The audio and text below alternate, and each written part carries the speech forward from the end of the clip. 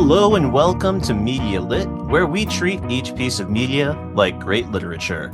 I'm your host, Randy Elaine, and joining me as always is the one and only Kris Ingersoll. How you doing, Kris? So good, buddy. Stoked to be potting with you as always. But, tonight we're doing a music episode. I won't spoil the official homework, but it's not often enough, I think, that we get to really go deep on not just a specific artist, but a specific album. And so I'm really stoked for the chat tonight and really stoked for our return guests. How are you? I am also doing incredibly well. I'm also stoked to do a deep dive into an album. We've got to go all the way back to Damn by Kendrick Lamar for our last true, solo album deep dive. So I'm excited to do another one. As much as our 4 hours of Taylor Swift drafting were incredible, we did not get to celebrate one particular vision all at once. But we do have another incredible panel tonight. So I'm really excited to introduce a couple of different returning podlings. First and foremost, this episode was born when I found myself having a little chat online with our guest, Madison Charbonneau, about an album that we both really love. And Madison was kind enough to join us back on the podcast. You last heard her for our X-Files episode. We dug into Small Potatoes. Kris and I became much better versed in one of the all-time great fan ships. And now we're back to talk about a great album. Madison, how's it going tonight? It's going really well. I'm really excited to talk to you guys again. Thanks for having me. The pleasure, I assure you, is all ours. So we've been talking about this episode for months. We finally found the right time to do it. And as the date approached, I realized there was one person who I had to invite to join the conversation if I was really going to get to the bottom of why I love tonight's band. And that is my best college bud, Stevie Gonzales. Stevie, how you doing? Hi, I'm good. I'm excited to talk about this album that we haven't said the name of yet, have we? Yeah, for some reason, I love to keep it a secret, despite the fact that it is clearly the title of the episode. Oh, okay. Like people clicked a thing on a device. I didn't know if I wasn't allowed to say it. For some reason, we play it very mysterious around here, as if it's not scrolling across the screen of whatever device they're listening to the podcast on. Yeah, maybe someday, instead of doing this whole bit, we'll just tighten up the format and just acknowledge what we're talking about right at the top. But I don't know, I enjoy this banter every time. But Stevie, thanks for coming back to join us. We last saw you on our Nick at Night Block Party Summer television draft, which was one of the very first visions I had for a big Media Lit draft episode. So thank you for helping me make that happen. And thank you for coming back tonight. Thanks for having me. All right. So what is this mysterious album that you've already read the title of in the episode description? Well, we are going all the way back to 2004 to talk about Rilo Kiley's definitive album, More Adventurous. A quick background on the album. If you're not familiar with the band Rilo Kiley, they formed in 1998 with Jenny Lewis on lead vocals, Blank Sennett on lead guitar, and Jason Bossel on drums as the core members. You may know Jenny Lewis from such films as The Wizard or Troop Beverly Hills, if you're not a big music person. And Blake Sennett you might recognize from Nickelodeon's Salute Your Shorts, or Joey the Rat from Boy Meets World, which is the first part that I think of when I think of Blake Sennett. They released several albums. Their third major album, More Adventurous, was released August 17th, 2004. This was a big moment for Jenny Lewis. She is fresh off touring with the Postal Service after they released the landmark album, Give Up. She was kind of riding that wave of her friendship and working relationship with Ben Gibbard of Death Cab for Cutie and Jimmy Tamborello. This album is produced by Mike Morgus of Bright Eyes fame, and Jimmy Tamborello comes in to produce Accidental Death. And yeah, this was the first album distributed by Warner Brothers. But I found a 2017 NPR piece that was a really nice reflection on the album More Adventurous. It was written by Ilana Kaplan, And I love the way she described this album. She says, much of the record oscillates between love and heartbreak and masks the latter in melodies that often fool you into thinking the songs are more hopeful than they are. And that, in a nutshell, is more adventurous. I would like to invite my panelists to chime in if you have anything you want to add or expand upon. Maybe any of the pieces of the puzzle of the team that put this album together you want to comment upon. Well, like you said, it came out in 2004, and I feel like that was such a time, like there's such a preponderance of like male voices in the emo and indie rock scene. Albums that dropped that year, you've got Futures by Jimmy Eat World. Mhm. You've got Where You Want to Be by Taking Back Sunday. You've got Say Anything's Is a Boy. And then they're all kind of complaining these like cis white boy problems. We'll call them girl problems, right? Mm. Rilo Kiley comes out and drops More Adventurous, and all of a sudden it's like that girl has a voice, right? It's like Manic Pixie Dream Girl speaks. Mhm. And there's such a power behind that. There's such like, and Jenny Diane Lewis is an actress, and so she's giving us like Baby Girl, and she's giving us Mistress, and she's giving us like boho traveling busker. And all of these kind of vibes, but there's also just such a freedom and kind of a sovereignty to be a girl who also like fucks around, like who also gets into these kind of relationship problems and how the girl side of that deals with it. And that's what I really liked about it at that time. Yeah, I love that Jenny is sort of like the voice, the girl voice of this era. And I also think about this album a lot in relation to the solo Gwen Stefani album that came out in 2004, and how like Mm. as kind of like, you know, a middle schooler and a high schooler, I was really into No Doubt and Gwen Stefani and her kind of being this like powerful voice of like feminism and but also like glam. And then as I grew up and kind of like didn't really attach the way I thought I would to her solo career, like Jenny Lewis's voice kind of slid in there for me. And that was kind of like, oh, like this is the older me. The older me really relates to this Mm. record a lot and to Jenny's lyric writing. Beautiful. Now, Kris, you are our newcomer to this album, but are there any big picture things you would love to add before we move on to the next phase of the show? No, I can't say anything more impactful or meaningful than our two guests just have. That was really beautifully articulated. Thank you both. I thought that the description that you read sounded close to the album that I experienced in the last couple of days. I would have preferred a Randy special. I'll be honest. I do love to hear your words. But mostly, I'm just shook by the background information that I didn't previously research and therefore found out live as you told it to me. Mm. Blake and Jenny both have TV backgrounds. Troop Beverly Hills, I know who that is. Salute Your Shorts, are you kidding me? I was coming at this album all wrong. I had no idea who these folks were. So you blew my mind. That is incredible. Although my favorite Jenny performance is actually her Corn Pops commercial. Gotta have my pops. Wow. Well, now that you've teed it up and we've heard a little bit about everybody's kind of initial impressions and first memories of the album, I want to get into like, the real personal connections. I'm going to take a back seat this time around because, as I've said, I just experienced this album for the first time in preparation for this pod. So this is going to be the Stevie, Randy, and Madison show. I'm going to hit you guys with a couple of questions to really dig into why you love this band and this album so much.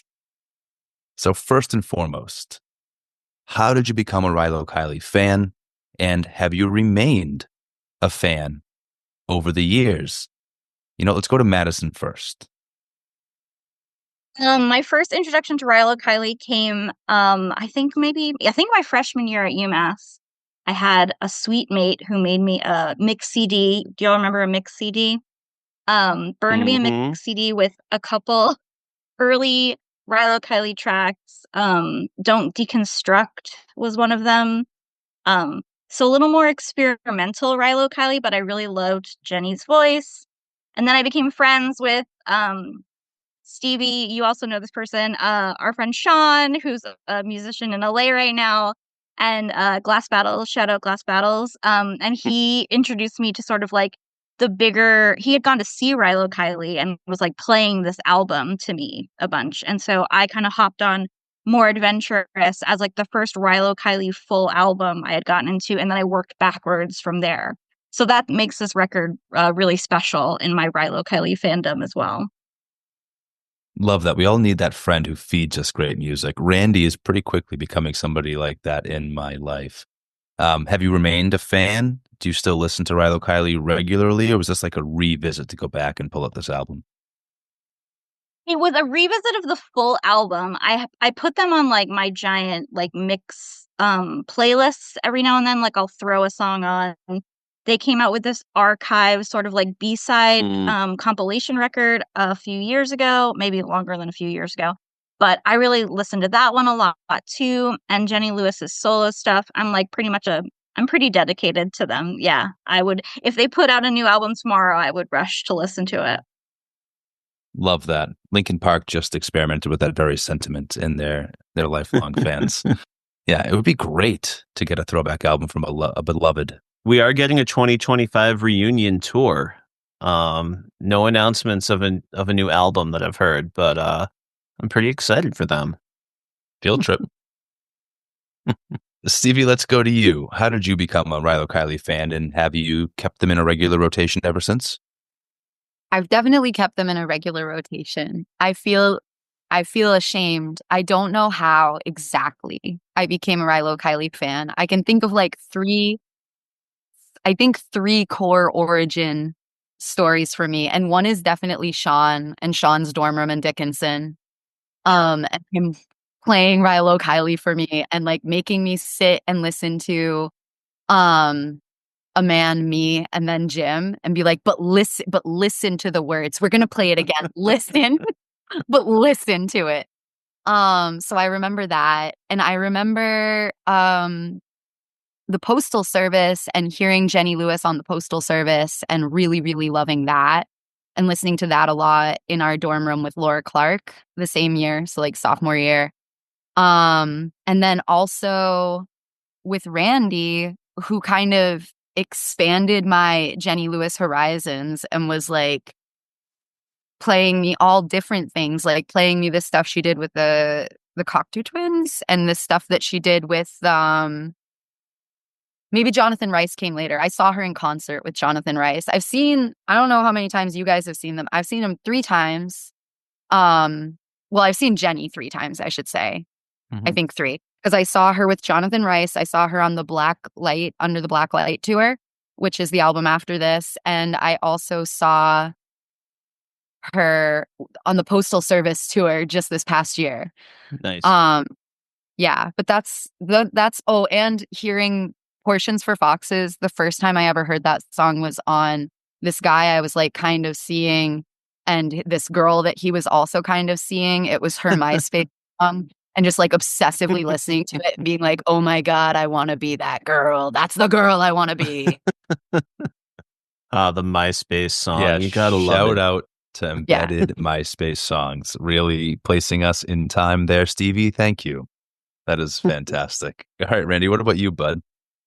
Yeah, I'm actually finding myself in a similar mysterious place to Stevie. Like, it's this very chicken and egg scenario. I'm like, which came first? Was it the Postal Service or Rilo Kiley for me? And I genuinely can't remember. I was also trying to remember like what the feedback loop was of how much Stevie introduced me to Rilo Kiley and vice versa. And I just genuinely could not decipher like the origins.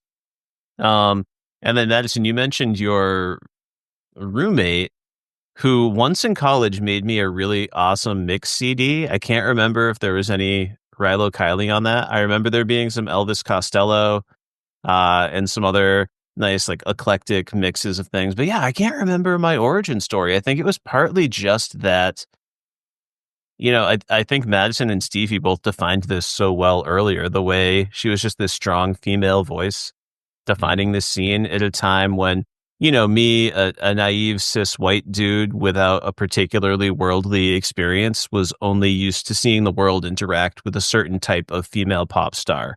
And then treating that certain type of female pop star like garbage was the default setting. So to see this like empowered woman, it really had an impact on me. On this very podcast, I've often found excuses to talk about Jenny Lewis. I always call her my forever crush.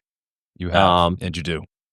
And, and I think that's what it comes down to. It's just like a very naive young man, like slowly starting to develop a broader worldview. And she's a big part of that. And also a really talented artist. But yeah, those origins are unclear. But I know Stevie at least is like my introduction to that sort of like emo scene of the early to mid 2000s. Any of those other bands from that era, I know I can easily trace back directly to Stevie as the person who got me listening in the first place. Death Cab, yep. Many others, but that's the one I think of first, for sure. Fantastic. I love a secret I origin. remember a night when we were in college where me and Randy spent like multiple hours looking at Google images of Jenny Lewis and just being like, she's so beautiful. Like, do you remember the picture of her getting milk out of a grocery No. store? You don't Actually, remember? wait. She's just like carrying a gallon of milk. She's walking barefoot in a grocery store. And I will tell you, I have spent time in my life trying to find that same picture again. And I cannot find this picture. That might be in one of the Internet. album sleeves. That might be in one of the album sleeves. I'm trying to remember. It might be. What pops up on Google if I type in Jenny Lewis milk? I got it. Type in Jenny Lewis barefoot grocery store. Oh yeah, there she is. That's right. Yep, I remember this photo. Oh yeah. You got it? I feel like maybe it wasn't the same effect when I found it because I was like, that's not the one. It was better than this. Like her legs went on for 3 days. I remember. It changed me to see this picture. And that's probably true, Madison. It's memory is a fun and funny thing that way. And I've gone back to like whole movies that I'm certain aren't the same as the first time I saw them. Because I'm not giggling the same way or what have you. Oh gosh, I had this picture on my dorm room wall. Yeah. Did you see it in the chat, Stevie? No, I didn't see it. Hang on, I'm gonna go to the chat. Yeah, that's the one. And honestly, now if Madison had it on her dorm room wall, I know I was in Madison's dorm. Maybe I saw it there, and that would make it bigger in my memory too. Mm-hmm. It's a great image. Great image. Very Americana with a little bit of rebellion mixed in. I like the bare feet. Which is so Rilo Kiley. Yeah, very good. Mm-hmm. Yeah. All right, so I think I understand a little bit about your fandom, which very communal to the 3 people I'm speaking to here. It was fun to have your origin stories all kind of circle around each other that way. But I'm curious to talk more about the people or relationships in your life that you may have associated this music with beyond just the people who introduced it to you or got you going. I will say, Madison, when you said sweet mate, I went to a school where we didn't have sweets. And so I was ready to hear a story about your kindly friend, your sweet mate. I didn't know what you were about to tell me about. So anyways, we'll go back to you first, Madison. Is there anybody else in your life that you associate Rilo Kiley with or this album? Yeah, my friends from my hometown, who actually a few of them went to UMass with me, but my friend Allison, I was telling her like, oh, I'm doing this podcast and we're going to talk about More Adventurous. And she was like, oh my God, I love that album. And we used to, listen to that in her little like VW cabriolet and like drive around listening to that stuff. And yeah, and I also remember when Jenny Lewis's solo album came out, Rabbit Fur Coat, I was listening to that in my dorm room a bunch. And I had this new roommate, and I was like, this new roommate is going to think that I'm like obsessed with this record because I just play it all the time. So I think about my roommate Corey a lot and being like, I'm so sorry that I'm playing this over and over and over again. But yeah, my friends from home are also really big Rilo Kiley fans. I absolutely love that. I can think of 2 very specific people who were in the dorm room next to me when I wouldn't stop playing Hey There Delilah over and over and over again in my freshman year of college. I have no other relationship to those people or memory of them. I can picture their faces because I know I tortured them. I totally get that. I mean, rewarded them with my presence is what I should say. Stevie, what about you? Is there anybody else that you've shared this with, or anybody that comes to mind when you think about this album? Yeah, like so many people. I don't know. I've told a lot of people about Rilo Kiley. I have a big old Jenny Diane Lewis tattoo right here. She's the sun on my body because of Hail to Whatever You Found in the Sunshine. I have like a holy trinity. So I've got Stevie Nicks as the moon, obviously. And then I've got Bush as a cloud for cloud busting. And I've got Jenny Lewis as a sun. My husband likes Rilo Kiley now, and they were never really on his radar before. This is my second husband, by the way, and my first husband, Randy, you were at my wedding, weren't you? I was. Yeah, I think I even did a It little was a long reading at time the ago. It's wedding, hard for me yeah. to recall. But my first wedding, I sang I Never to my husband, with a full band. My friends learned the song for me. And I don't think he knew what was going to happen. Like, he was sitting in a chair and it starts a cappella. And so I just like started singing. And we did like the whole song, and we did like the cutaway, and then the band came back in, and then we slow danced to the kind of reprise. And so it reminds me of that time a little bit. And like young love. He was my high school sweetheart. So that kind of thing. And then I sing I Never to my son. He's 6 now.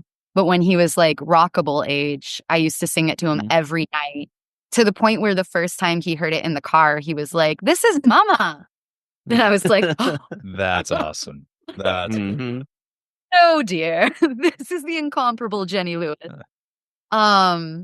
But yeah, so it reminds me of stuff like that. Portions for Foxes will always remind me of just like playing songs on repeat sophomore year. I played the hell out of that song. I think it's a perfect song. And it reminds me of Randy. It reminds me of walks. I think we went on one really specific drive to like Deerfield or something over a big long bridge, and it was this beautiful area. And we didn't usually do drives to listen to playlists. Randy made me so many mixed CDs playlists when we were in college, and I called them Randy mixes, and they were all like pure gold. But for this one CD, we went for a long drive, and it was around the Rabbit Fur Coat era, and we were like listening to just a lot of Jenny Lewis. So. Love that you share this with your son and that he heard you on the radio. That's just really, really fantastic. And also the tattoo makes sense to me because I've heard you refer to Jenny Lewis by her proper legal name, like first, middle, last, several times already on the pod. So I could tell there was a deep reverence. It's fantastic. It's also her Instagram handle. So like, don't give too much cred. I thought it was just the utmost respect emanating from the sun in your belly. Yes. Yeah. All right, Randy, how about you? Any better stories than that? Because my heart has already been moved more than once. So what do you got? Yeah, no, I'm only going to disappoint you on that front. So I will just jump in to say, like, I don't think I need to repeat anything that Stevie said. Obviously, it was a big part of my friendship with her for many, many years. And I do have some other friends who like Rilo Kiley, but it was like a little bit more like you go home from college to see your other friends, and you're like, here's the cool thing I learned. Kind of vibes, more so than like that deep connection. The one time I went to see Rilo Kiley, it was that Under the Black Light tour, and I went with Stevie, as a matter of fact. And yeah, it was a really memorable night for me. I was really excited for it, and it's gonna come up later tonight, especially in relation to one particular song. So more on that. I will also say, shout out to Allison, who I am not close friends with, like Madison, but like we've just always been in one another's lives. Tons of mutual friends in college. We stumbled into the same summer camp job. We now both have children who were on the same soccer team at one point. So like, you know, like life keeps like loosely throwing us into each other's orbit. So if you can ever get Allison to drag on over to Media Lit, we'd love to chat with her. She's awesome. She would have so much to say. Like, just pick a topic, and I'm sure she'd show right up. Excellent. Allison is like a celebrity in my mind. I don't think I've ever hung out with her, but I know exactly who she is. Like, I can picture her on campus. Like, I know precisely who you're talking about, and she's cool. You can like tell Yeah. stories and quote her even, and you've never met her. Yeah, I got a ride in that cabriolet you mentioned earlier to go see Shaun of the Dead for the first time. So, Gosh. yeah, formative memories, even for people on the periph. So there you go. Yeah. Speaking of formative, I would love to hear about how this album has informed your interests or your values or your style. We're going to go in reverse order this time, so Randy has a chance to speak first. We'll work backwards from there. Randy, has More Adventurous, or specifically Rilo Kiley, continued to influence you in other ways outside of your musical taste? Yeah, I mean, I took a few shots at myself earlier tonight is, being very naive, not being particularly worldly as a kid. And, I'm just old enough that when I was in high school, like your musical tastes for most people were defined by the radio station that you listened to. And I very much listened to the alt rock radio station, not the pop station. That wasn't me. I couldn't do that. I had to try to sound cool. I had to be anti pop. And I never gave a lot of artists the time of day. Um, I wasn't out there like saying misogynistic things about teenage pop stars, but I was more than happy to laugh when people were being stupid on South Park or something like that. So I spoke to this a little bit, but to go a little bit deeper with that, I think the deep vulnerability of Jenny Lewis and really everyone in this band, I think it really spoke to me.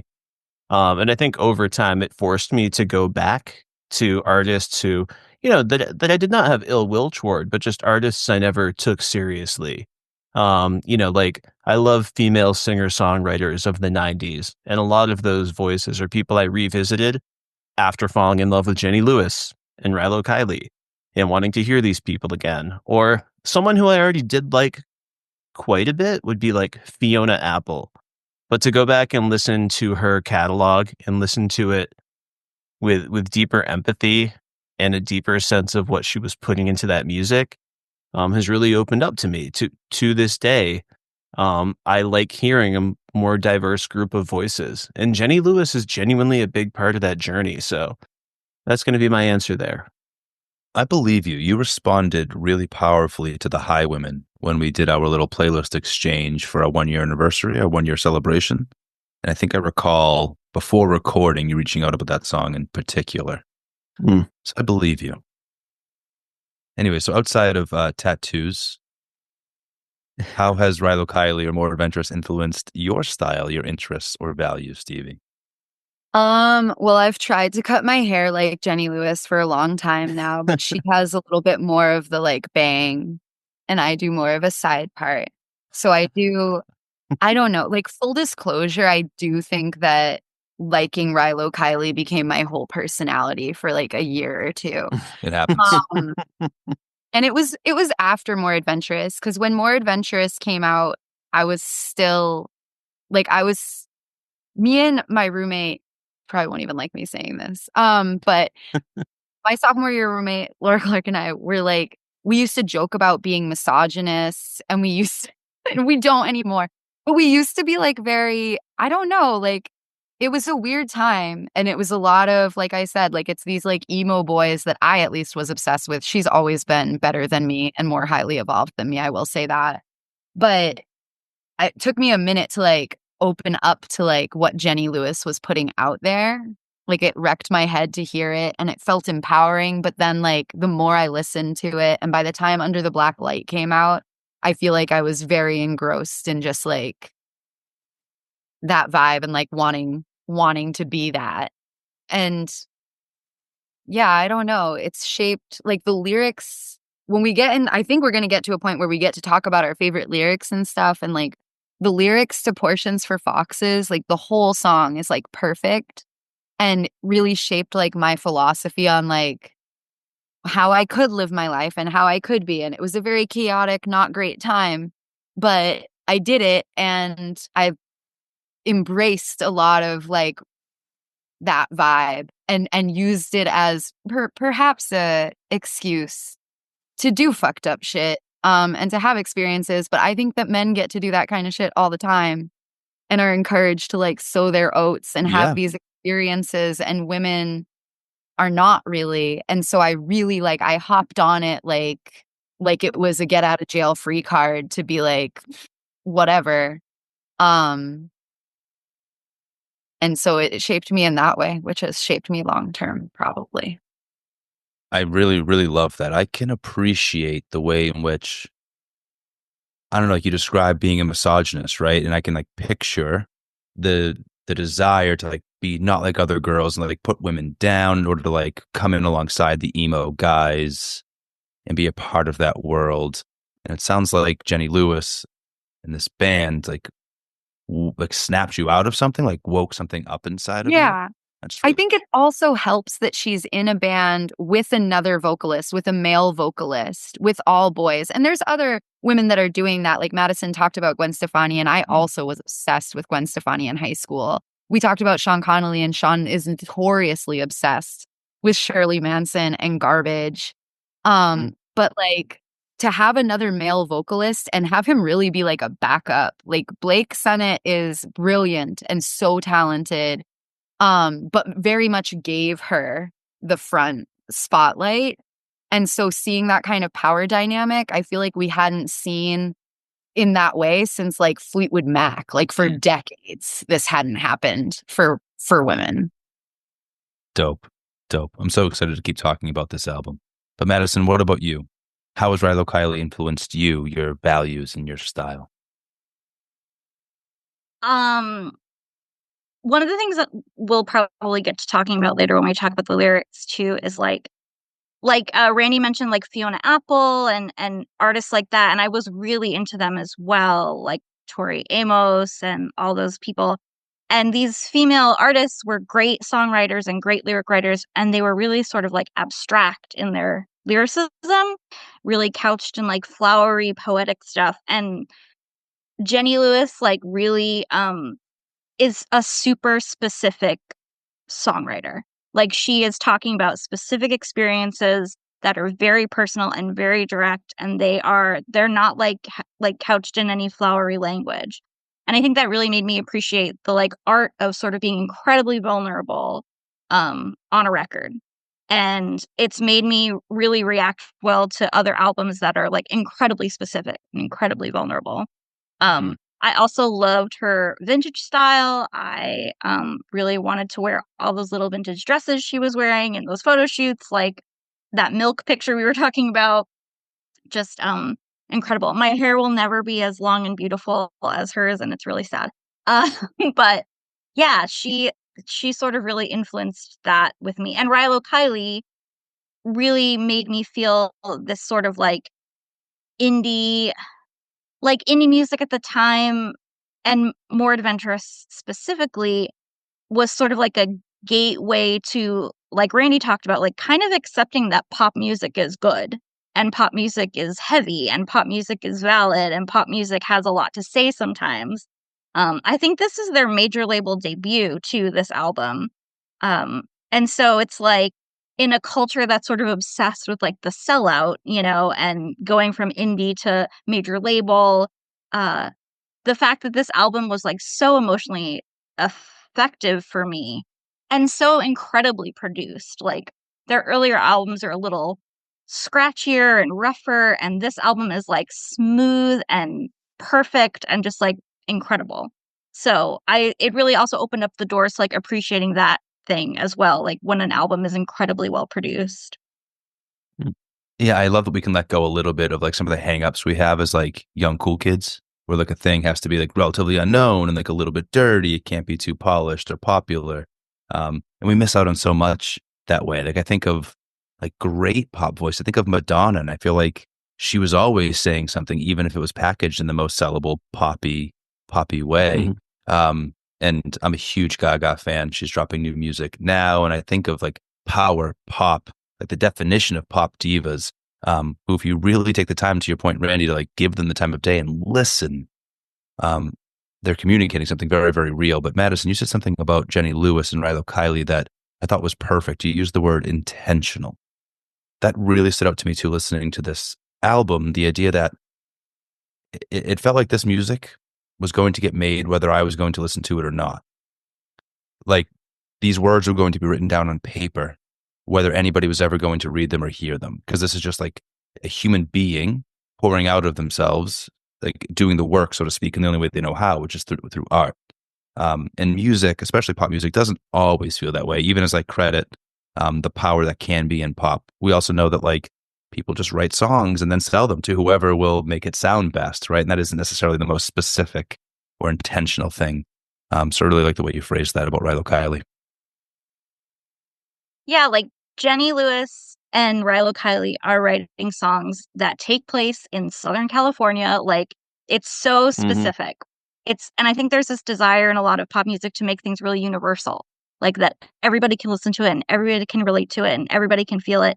We're going to talk about love, but these songs are so specific and you can appreciate them anyway.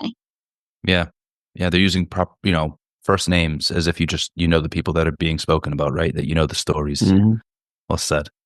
Okay. Well, we've gushed. I think we have really laid some flowers down on the artists, on the art, and our experiences with it. But now it is time to be at least a little bit critical. You all love, obviously, this piece of media, but does it have any flaws? Stevie, we'll start with you. I missed that on the outline. It's our meanest question. Your eyes refused to see it. The tattoo wouldn't allow you to consider. I am such a critical person. I am. I can usually find a flaw in anything. I'm thinking hard for a flaw. I'm like looking at my list, when I ranked, and I'm like, well, what did I put at the bottom? But even what I put at the bottom has like so much beauty and so much meaning to it. Yeah, I'm planning to cleverly skirt the question, but maybe I'll let Madison go first. I'm going to disappoint you because I'm also going to cleverly skirt this question.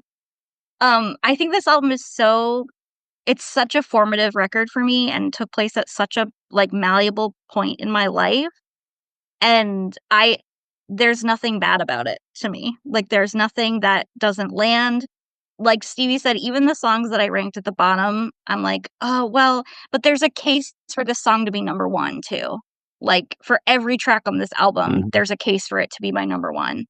And I can't really think of a single thing about it that doesn't sit right with me.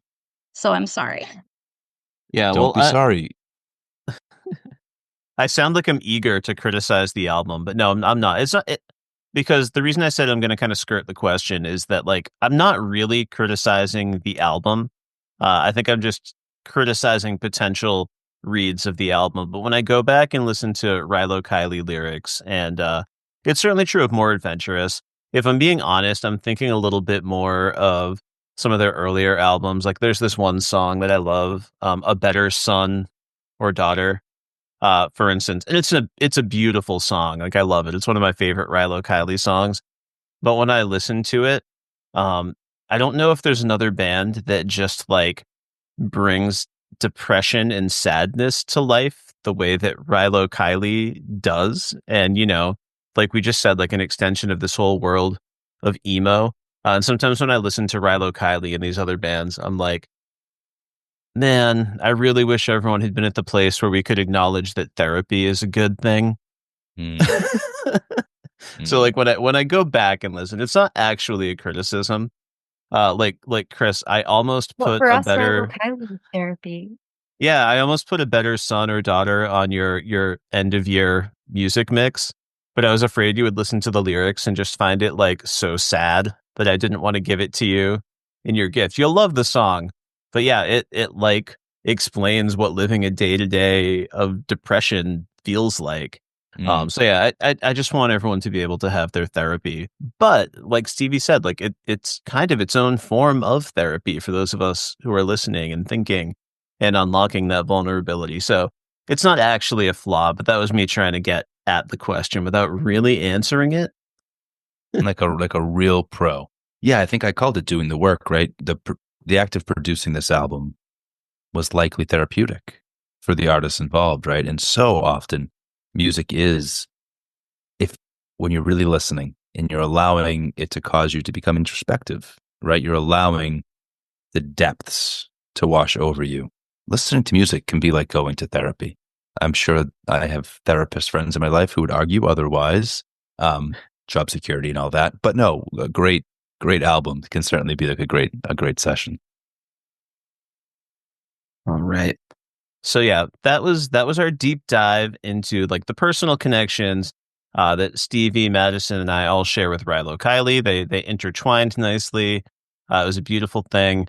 I'm not friends with Sean, but his persona was so big, I felt like I knew him because he was another one of those people who was just like a figure and a fixture. But now we're going to invite Kris back into the chat because Kris is my very smart, wonderful, emotional, vulnerable, and emotionally available friend. And I want to hear what he has to say about this album as well. So we're going to do a deep dive next. So folks, we on this podcast like to treat every piece of media like great literature. I think we've established that this album is high art and it deserves our consideration and reflection. So I'm going to pop to our first question, and that is, what is one of the key themes or big ideas that really defines this album for you as a whole? And Kris, I'm going to go to you first because I'm dying to hear what you think. Yeah, I mean, I enjoyed this album very much. It is a heavy listen, right? It's a place where we're exploring trauma and what it means to have lost someone, to have experienced heartbreak, to have broken hearts. This album is full of like messy, complicated, toxic human relationships, right? And even the way we relate to those toxic relationships, like sometimes hating ourselves for them, sometimes totally owning that part of ourselves and owning the process of living through these things. And so I was so moved. I think we've used the word a million times, probably to death at this point, but I was moved by the vulnerability of the album. Like Jenny Lewis's willingness to explore the losses that she has grieved, to explore the mistakes that she has made, to explore whether or not she is or isn't okay with those mistakes. It was a pleasure to be able to step into her world in that way. I really enjoyed this album. I can't wait to talk about how I want other people to enjoy it, but I'll save that for later. Yeah, perfect stuff, Kris. Madison, how about for you? What's a theme that really is front and center in this album? This album for me is like there are three things that are inextricable from it. One is Bush era politics. The Iraq War is kind of all over this record. And number two is the death of Elliott Smith, which is also all over this record, and was huge in like the indie scene. And I remember being very huge when we were at college. When it happened, it was like my freshman year. So those two things are everywhere. And also the deep Jenny Lewis lore about her complicated parents, especially her mother, stuff like that is also kind of woven all through this album. So we're dealing with like mother-daughter issues, and of course like relationship stuff is like everywhere too. So mother-daughter issues, the death of somebody who's like an icon in your field and your scene and who Rilo Kiley had toured with. I think his last shows were played with Rilo Kiley, Elliott Smith's. And the Iraq War and just like America and kind of crumbling under like Christian nationalism, basically. So not too unfamiliar from kind of what's happening now. So yeah, those three things really hit hard in this record. Yeah, Stevie, what's a big idea or theme that's at the forefront for you?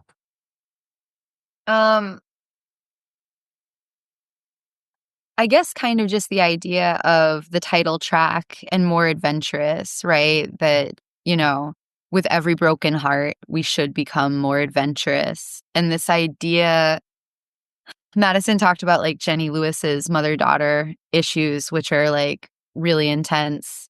When I was younger and my parents got divorced, my mom was very much for like years after that. Don't let my mom listen to this podcast, but was very like, my dad was just perfect and she fucked it up and she lost the love of her life and like, don't ever do that. And that's why I ended up marrying my high school sweetheart and like cheating on him a bunch and like getting divorced later is because I was like, if I fuck this one thing up, then my whole life will be trash.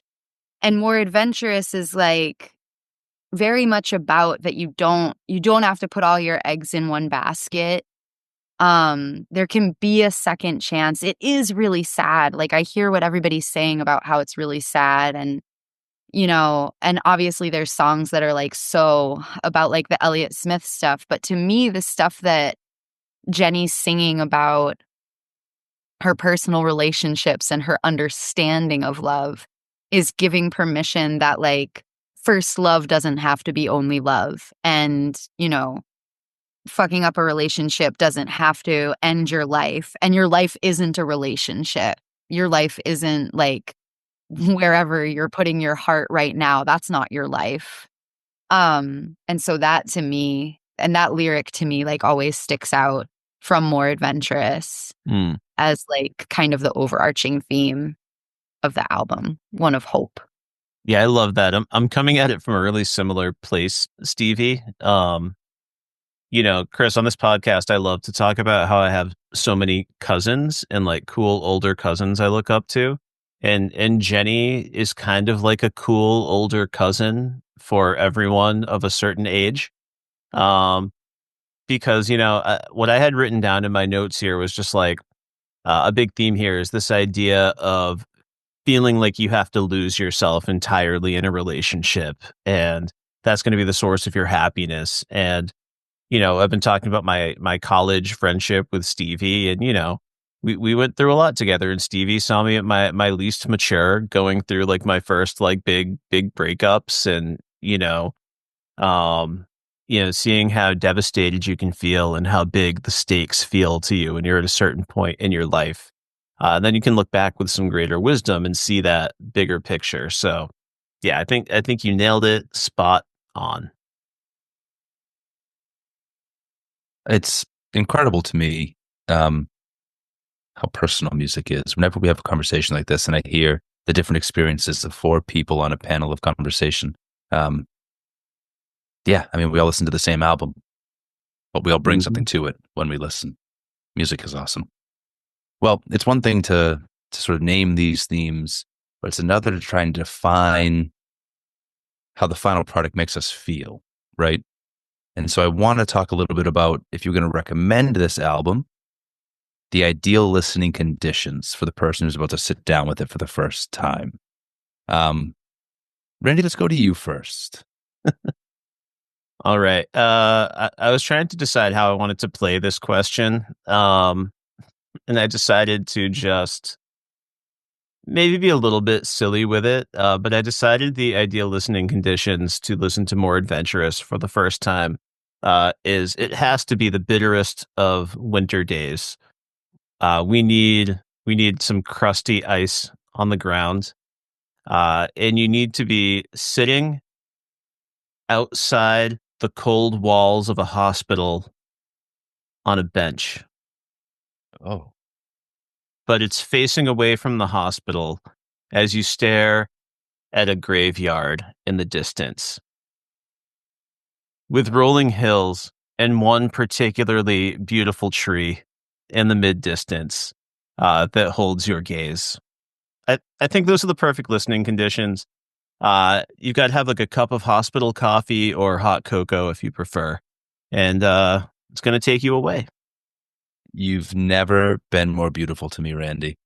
Tell me, is the sun going up or coming down? The clouds are too gray.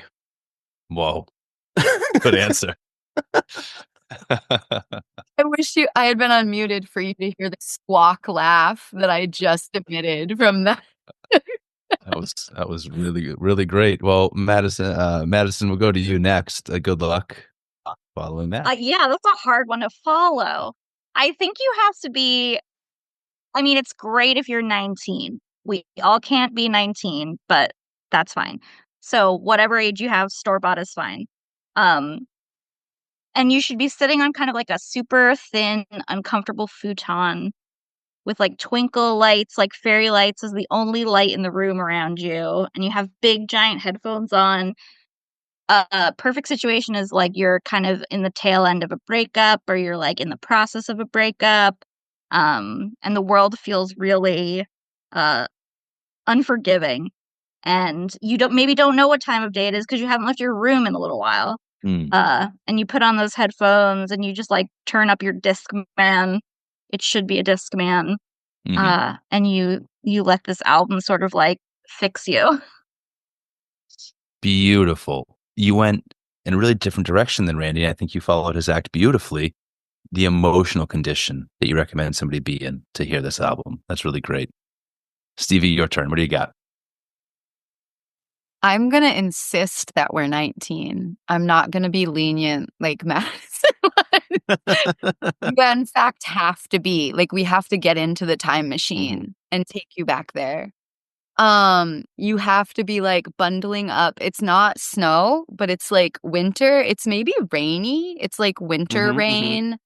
And you're bundling up to go for a walk. It could be a Discman. And for me, it was an iPod. Like the old, like white original brick iPod. And so you're like bundling up with your skinny scarf and you're putting the iPod in your pocket set to play and you're going to open your dorm room door and it gets jammed because you stuffed the door. If you remember what stuffing the door is, it's when you take your damp towel and tuck it in that crack real good so no one can smell you smoking cigarettes and weed in your dorm room. You drag your door open and then you walk with me, guys. You walk from Van Meter down toward DB Mart. Oh, no. Terrible. Ladies and gentlemen listening at home, we're probably going to edit this out, but Stevie, right after taking us to the DB Mart, just dropped from the Zoom. We have lost Stevie. The poetry taking place in this call became too much for the Zoom service to handle. There's been too much beauty, and we've lost a dear member of our panel. I'm just really sad because that little spiel felt like it was just for me. Because that was a picture of Stevie getting ready to go on one of our walks. And yeah, the DB Mart was included in our infamous loop. Yeah, but we don't stop at the DB Mart. That was where I left off. Okay. Ready? So at the DB Mart, but we don't stop at the DB Mart. We keep going to the cemetery. Do you all know where I'm going? To Emily Dickinson's grave, but not necessarily to Emily Dickinson's grave, actually to the tree beside the grave, where there's a nice flat spot where you can lay out a blanket and work on your homework while you listen to this album. And take occasional pauses to like write down your feelings in the margins of your abnormal psychology notes. The end. So perfect. Stevie, do you remember the time we found like a harmonica on Emily Dickinson's grave? Yeah. We found so much stuff though that it was crazy because I used to go to that cemetery for all my homework and I never knew Emily was there until these vans started coming through and like stopping in the middle of the graveyard. And so finally I like went over one day and was like, what are you guys doing? And they were like, oh, we're on a tour. This is Emily Dickinson's grave. And I was like, what? No way. And that's how I like found out she was buried there. I'd been doing my homework with Emily for like over a year by that point. It was meant to be. I go visit her on lunch break sometimes because I work in Amherst and I'm like to go eat downtown, and so I go take a walk next to her grave for lunchtime sometimes. Yeah. Beautiful. I'll give you kind of my take on it because I was coming at it from a really similar place as Randy and Stevie, in that I was pretty specific about the weather for some reason. For me, it needs to be an autumn rain You're in New England, and so out the window, you're in a state of ongoing, beautiful decay. Some of the leaves have fallen, some have just turned and are still clinging to the branches. But you're on your way from Boston to Portland, Maine, and you pop this album on just as you leave Portsmouth Circle. You've got about 54 minutes left in your drive between Portsmouth and Portland. The album is 44 minutes long. It's going to get you to that last stretch of the ride, and you're going to sit there. The reason I want you to be driving is so that you can really listen to the album, so that the music and the patter of the rain on the windshield is really all that you are experiencing. You shouldn't be the one driving. You should be in the passenger seat. The driver should be the one introducing the album. The passenger should be able to gaze out the window, watch the rain drip slowly down, and just think on each lyric as it passes by. That's the first listen. But then you've arrived in Portland, and now you've got a rainy weekend ahead of you in the autumn. It's a bit too cold and rainy to really make good use of the city, and so you cozy up with the album one more time. This time you've sparked a J. You're wrapped in a blanket. The rain continues to pound the windows outside, and you lose yourself once more in Jenny's lyrics. Beautiful stuff. All right, folks, we have dealt with our personal connections to this album. We've looked at the big picture of this album. We've even given you some incredible and in some cases impossible listening conditions to try to recreate at home if you are listening to this album for the first time. But now we've got to go through song by song and talk about this album. And, I thought quite a bit about how to approach this. I mean, this album is a piece of art. I certainly did consider just going with the track listing and the track order. But instead, I decided that I wanted an excuse to make a spreadsheet. So I asked everyone to rank the songs on the album, and everyone was kind enough to oblige. We all, in our own way, took a moment to talk about how impossible it was to rank the songs because we love all of them. I think Madison even mentioned this earlier, and Stevie. Like, even the song that we ranked last is a beautiful song, full of purpose. So we're not here trying to give you what we are saying is the definitive ranking of the songs on this album. If you've listened to Media Lit before, it's very much like when Kris and I talk about Bluey. There's no such thing as a bad episode of Bluey, and there's no such thing as a bad Rilo Kiley song on the more Adventurous album. We're simply going to use this structure to help us get through the album and figure out where all those feelings are coming from. So number 11 on our list, a song that we all loved, but it was in the bottom 2 for everyone on the panel, is the song It Just Is, the final track on the album. And for this, I'm going to go to Madison. Madison, tell me about the song It Just Is. Why didn't it make it to the top of your list, but why should we all still love it anyway?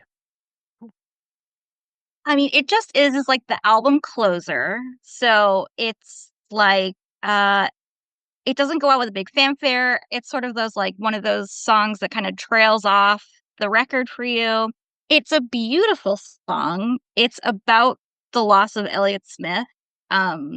It's a little gentle. It's one of those things that this album does that Elliott Smith also did really well, which is like it sounds kind of upbeat and happy and gentle, but the lyrics are pretty devastating and sad and difficult to sort of like make sense of unless you're kind of like framing it around like the death of somebody or the loss of somebody. I'm actually just going to look at the actual lyrics that are right in front of me right now. But it's not as like it doesn't get me as hyped up as the other songs on this album do. It doesn't like hit me with that like electric feeling that those other songs do, but it's still such a beautiful song and a melody that I find myself like humming from time to time. I agree. I had this as my bottom song. I love this song. I think it's beautiful. I think especially when you frame it in in the loss of Elliott Smith, who was like a close friend of Rilo Kiley. Like they were in Nebraska and Omaha with him, like recording. They really felt it. They were a big part of like the tribute concerts and a charity that was founded in his name and stuff. The lyric I like the best in this song is when Jenny says, it's such a loss for the good guys, because that's something. My mom is like one of 7 kids. And when they would play sports, they would always call whatever team they were on the good guys. She still does it. I was on the phone with her like 2 days ago, and she's playing water volleyball in the Villages in Florida. And she was like, I'm playing for the good guys. So that's why I'm wearing a white hat, because it's the good guys. But like, I feel like, yeah, I love it, and it's a beautiful song, but I feel similarly that it's a little bit of a downer, and it doesn't pull me into the story as much as some other songs do. I just also wanted to say that it has like the last lines of this song and the last lines of this album are "'cause everybody dies." So it's really kind of like, whoop, that's the end. And so it's not kind of it's not a song that's going to leave you like feeling great. Yeah, that's a great point. I was going to say, similar to Stevie, the lyrics just didn't pull me in as much because they're much more pared down, right? This is relatively short and sweet compared to some of the other albums on the song. It's lyrically much more straightforward. And so, yeah, it's a great listen. It just, something had to be last, right? Yeah. Something had to be the last one ranked. And this was my second to last. This was not my personal last, but it was second to last for many different reasons y'all are naming. Yeah, much more pared down, and but musically very easy to listen to. Yeah, I am. I'm also one of the co-hosts on Pod of Doom, a Black Sabbath appreciation podcast, and I am the newbie to Black Sabbath in the group. I'm having a great time, but the reason I bring it up is, on metal albums and Black Sabbath albums, there's often 1 or 2 songs that are just kind of like a snippet of something. And I often want to hear the rest of that something. Like, I wish it had been fully fleshed out. And that's how I feel with this song. I actually didn't know until I was researching for this podcast that song was specifically about Elliott Smith. Although it made sense to me because everyone had to do their Elliott Smith song at that point in time. And I love Elliott Smith songs. Even our guy Ben Folds did an Elliott Smith song. So that makes a lot of sense to me, but that it's such a loss for the good guys line. What this song has come to mean to me is like when you just get hit with that bad news in the middle of the day that like some artist you love has passed away and you don't know how to process it, and it's not really going to pause and stop your day, but like there's this little extra piece of emptiness somewhere inside of you. That's the feeling this song makes me think of. Like, I wish I could have a ballad for this person, but got to go take that 20-minute lunch break kind of vibe is what this captures for me. All right. Moving on to our next track. This was Ripcord. This is the song vocalized by Blake Sennett. I was the highest on this song out of everyone. I had it like 3 or 4 slots higher than everyone else. So I'm going to speak to this one first. I do love this song. Obviously, Jenny Lewis is the star here. If I'm listening to Rilo Kiley, I want to hear Jenny Lewis.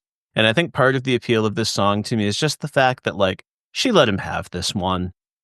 I like that it's, I think probably like the less mature, more immature version of me that listened to this song in the past, like something about the sad boy coming in to sing his song, and it's a little bit quirky and it's a little bit raw. And there is something that just feels really honest and pure about it to me. So it's just always kind of worked for me. So I dig Ripcord. It's certainly not up near the top of my list, but I'm really glad it's there to kind of bring the family of Rilo Kiley together. When we saw Rilo Kiley, they played this song. And I remember Blake came and stood like way off on the side of the stage, and it was just a blue spotlight on him. And he played pretty much by himself. And it was really emotional. I really like this song. I did have it 9th on my list, but I really like this song. This is another Elliott Smith song. And my favorite lyrics in it are, he says something like, "It was in the singing and the strumming. Oh man, I almost saw it. I almost saw it coming." And if you've ever lost a friend, or loved one in that way, like it's a really beautiful line, and it's a really emotional song. And like, he makes these like noises in this song that are so morose, and hearing them live is like really gut wrenching. It's a good one. It's a really good one. Yeah, Joey the Rat has got the chops. Yeah, I had this one. I did have this one last, but only because I was listening to this album for the first time and I was so taken with Jenny's artistry. So I just came at it from I prefer Jenny over Blake kind of vibe. Honestly, I said that it's still musically interesting. Like, just the composition and the production is interesting. To your point, Randy, it's a little bit raw. And still lyrically very compelling. To your point, Stevie. But again, something had to be truly last, and this one was it for me. Because I wasn't ready to stop listening. Like 4 songs into the album, I wasn't ready for the voice to change yet. Now, this next track is Accidental Death, which has a bit of an unusual spelling. And the reason why is that this particular track was produced by Jimmy Tamborello, who performs under the name Dentel, Dntel. So that's why we've got the funky spelling of the word in that particular song. Now, Kris, I'm going to go to you first on this one because the rest of us had this in the bottom half of our rankings.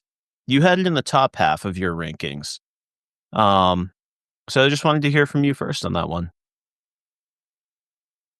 Yeah, I mean, every time, who's the producer?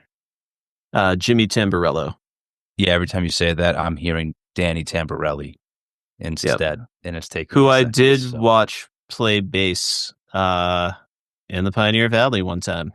He brags about that all the time. Randy brags about seeing Danny Tamborello a lot. It feels like a pretty good flex. And you know what? I'm not ashamed. I know so many people with so many better flexes, but I'm going to flex my sad little flexes whenever I get the chance. It's great. And you had already made a Nickelodeon connection earlier with Salute Your Shorts, so I was just, very much ready for it to be Danny Tamborelli. Okay, so Accidental Death. I had this one sitting, I think, my 4 slot overall. I found the song really thought-provoking. There's such strong poetry happening here. It's like this beautiful combination of metaphorical imagery and really literal imagery. Like when the song finally comes down to that story about her dad hunting as a kid and the gun going off.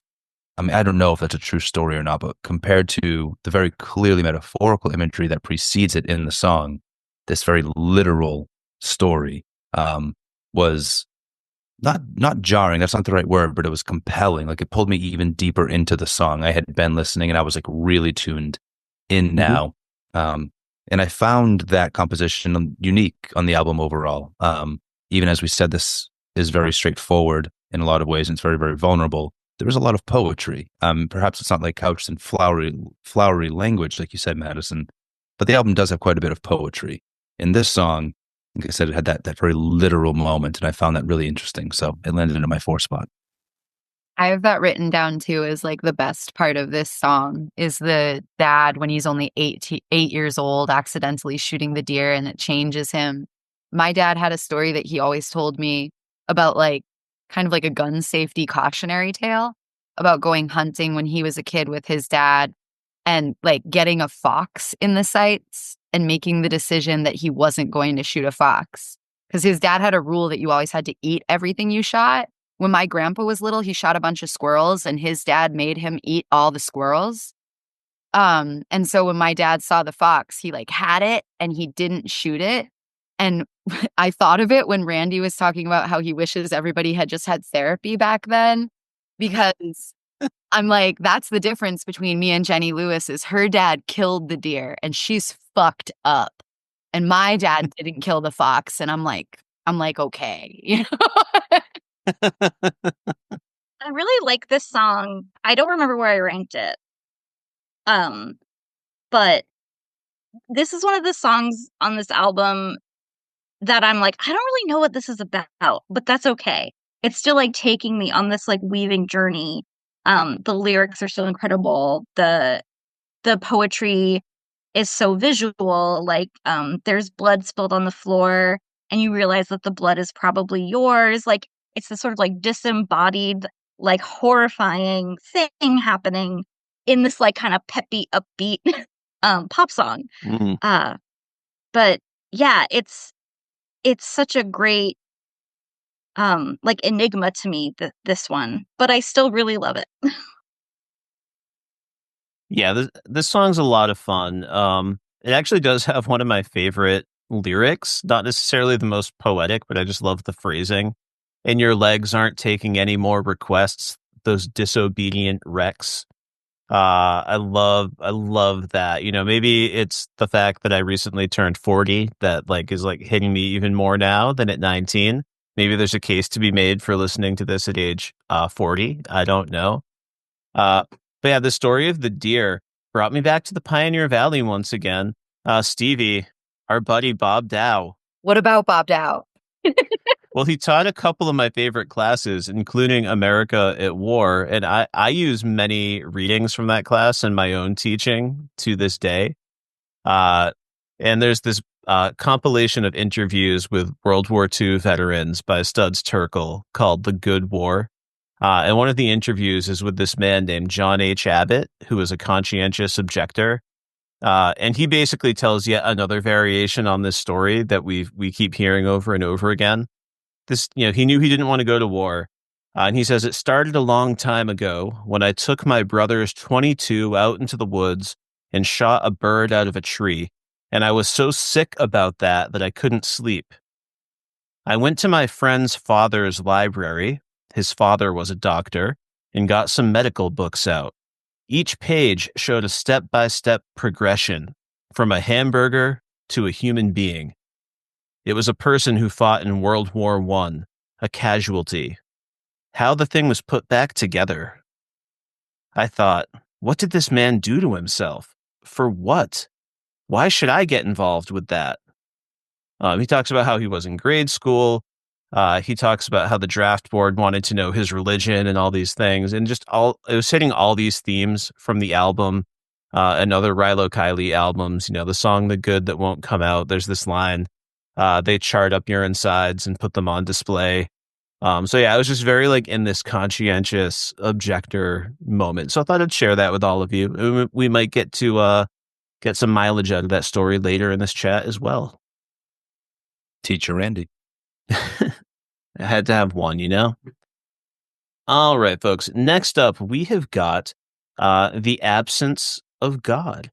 And we're going to go to Stevie first on this one. This made it just into your top half of the ranking, Stevie. So tell us about The Absence of God.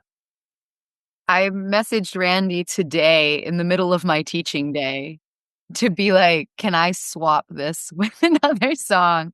Because I was listening all day. I play music like during my passing periods and during lunch. So I was listening to this album and I was like, you know what? This song is so good. I've got to move it up. So I can't talk about a different song while I talk about this, but I've got like two big Virginia Woolf moments on this album. And they are the two songs that I swapped. But this song to me speaks similarly to The Waves. In this like group of young people that are all kind of expressing their feelings on like how it goes, you know, like how it goes and how you can think about it and how you can reframe it and how you can approach it and what is it. And I took a great class that I'm sure I talked to Randy a bunch about when I was in college, with Nathan Hill, who's like a famous author now, but he taught me like introduction to fiction as a TA. And he made us read Kew Gardens, and the elusive it is like, what is it? What is it? And you don't really know what it is, but it's like life. It's like the meat of life. And I feel like that's what this song is about. The opening song the opening line to this song was like transformative to me as a young, like very Catholic raised, like me and Randy were both raised very Catholic. And I was like losing that and like figuring out how to be an atheist and how to be like what I really believed. And the lyric, like, the absence of God will comfort you, baby, is like, talk about like the older cousin, like she just cups you in her hand here. And then the other lyric I have written down for the absence of God is, and like, it starts with and like hats off, Jenny. And like, I'll teach you how to swim if you'll turn the bad in me into good again, was just like, I want that tattooed on my face. There's a lot of lyrics that I want tattooed on my face from this album. But that was really good. And that's why I wanted to bump it. I bumped it to my 6th spot. I think one of my favorite lyrics on the record is on this song, and it's, and I'm not my body or how I choose to destroy it, which is like such a good, like 19, 20, 21-year-old out like sentiment, you know, like I am more than this thing that like schleps me around from class to class, and it doesn't define me, and the things that I pour into it or that I do with it do not define me. And I think it goes back to that, what Stevie was talking about, of how your mistakes are not your whole life, and that there's more to it after you like recover from the fuck up. I really like that this song, like you said, Randy, is just a bunch of friends like sitting together and sort of like offering each other advice, and her sort of like remembering. I also think like the musical phrasing of the song is incredible, because it really makes like the lines really hit, like when she says like, all of your failings are training grounds, like the way that line is composed and the way the notes move is just like, she hits like the training grounds like really hard, and it feels like impactful. It feels like she's speaking to me when she's telling me this, you know? Yeah. You know, I had this one at number 9 on my personal ranking, but I did note that the opening guitar finger picking is just very much my shit. It is so perfect. I listen to anything that sounds like that. And I also wrote down one lyric or a snippet, and you're not happy, but you're funny. I heard that. I was like, that is so beautifully descriptive of a very particular type of feeling in a human. I know the times where I have been not happy, but I was funny. There's that sense of sort of dark irony that comes with the deepest of depressions. And so, yeah, I related to that. Yeah, Madison, I love that you called out a group of friends, just like sharing advice, chatting back and forth. I am such a Morgan. All your failures are training grounds. Just as your back is turned, you'll be surprised as your solitude subsides. That sounds like the advice I would try to give. Would I always follow it? I don't know. It's definitely the advice that I would want to give. But yeah, this one jumped up my rankings a bit because of what Stevie talked about. You know, we would go on those long walks and talk about art, and yeah, certainly our childhood Catholicism and you know what that meant to us as we were realizing maybe it wasn't what we, you know, were taught that it was. And to kind of be going through that sort of change and reassessment together is also something that stood out to me. So thanks for sharing that, Stevie. We are going to move on to the opening track. It's a hit. And Kris, I'm going back to you on this one because this was your top overall track on the entire album. So tell me about it. Yeah, where did this just land in the ranking? This is like the 4th song we're talking about. 4th or 5th? 5th song. My goodness gracious. You know how you go through phases? This song has been like way high on my list in phases. And maybe it's the effect of my newness to the album, to the band, because the very first friggin' lyric I was in. I was so sold on whatever was going to go next for the duration of this album. I'm not certain that she's directly referring to George W., but I'm fairly certain she's talking about George. Well, I mean, it could be like any shit politician that like could become president and go to war, because turns out he's not the only one inclined to do so, but certainly of the time, this is the figure we're thinking about, right? Yeah, there were just like so many strong images throughout this song. There's like a healthy dose of irony in there, and like I love that eventually she comes around to singing about like the Maroon 5, that first song by Maroon 5 that was a hit, Hard as a Breathe. That song was written like as a reaction to the pressure they were feeling from their record label to write a hit. And I hear that in her lyrics as she comes down to this bit. And the song is like musically very accessible. And to hear you all describe their previous albums, which were maybe not as polished, it helps sell that idea of this song even more for me. It's like the one that they wrote and produced, knowing like, yeah, this is the hit. Here you go. And if it's not, I guess we're in trouble, but this is the one. I love the irony in that, especially coming from a band that clearly has so much authenticity and vulnerability, right? To like put the one song there that satisfies the record label, so that like the executive who throws the album on hears these first few bars and first few lyrics, like, okay, great. Yep. Rubber stamped, get it on the shelves. Yeah, I really enjoyed that. The tone and the confidence in her voice when she says it's a hit is like really, it's so good. I love this song. I love that she says shabop shabop, my baby. Yeah. I think like I'm just like, it's like mocking the whole process, kind of. Yeah. Yeah. I think this song, if we want to, and we do want to talk about it as literature, this song is like, it's the track one, and it's like our establishing opening paragraph. It's like, this is where we are. This is like Dickens describing London. Like, this is, it encapsulates like exactly where we are as a culture in 2004. It talks about, there's like these lyrics in the middle of the song talking about sort of like, let me actually find the actual parts of it. Oh, so you can articulate all that pain and maybe you'll get paid. And so it's this idea of like, we're in this almost sort of like voyeuristic culture at this point. We've got like MySpace and Facebook is happening, and albums are supposed to be more vulnerable, and you're supposed to share every moment of your life in hopes of like getting money or attention or validation or to be a person.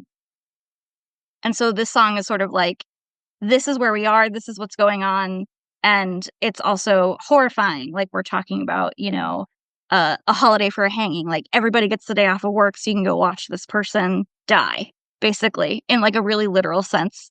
So it's like the voyeuristic grossness of 2004. Yeah. And then, which has only evolved, right? Into a newer, darker, even more terrifying form.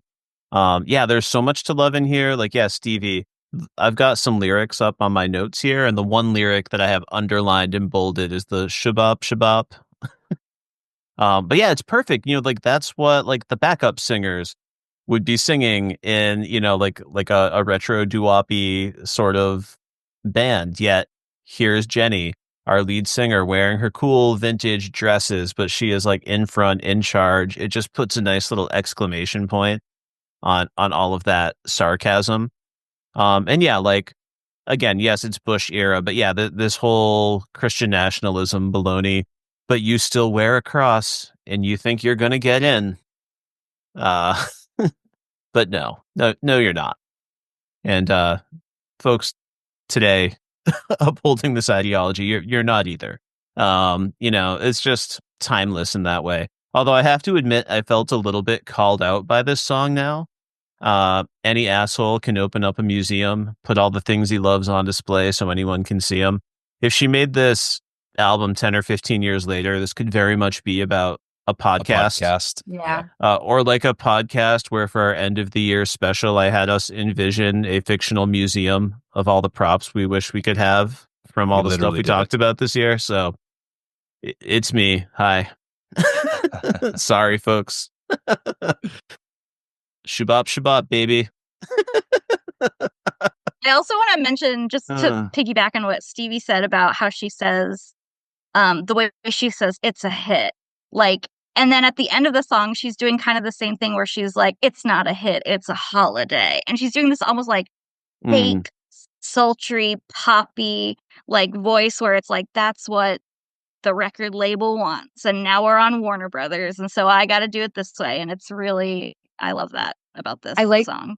Yeah, I love that. And I like that they're able to make it kind of self-referential, even in the wider scope of like the political climate at the time.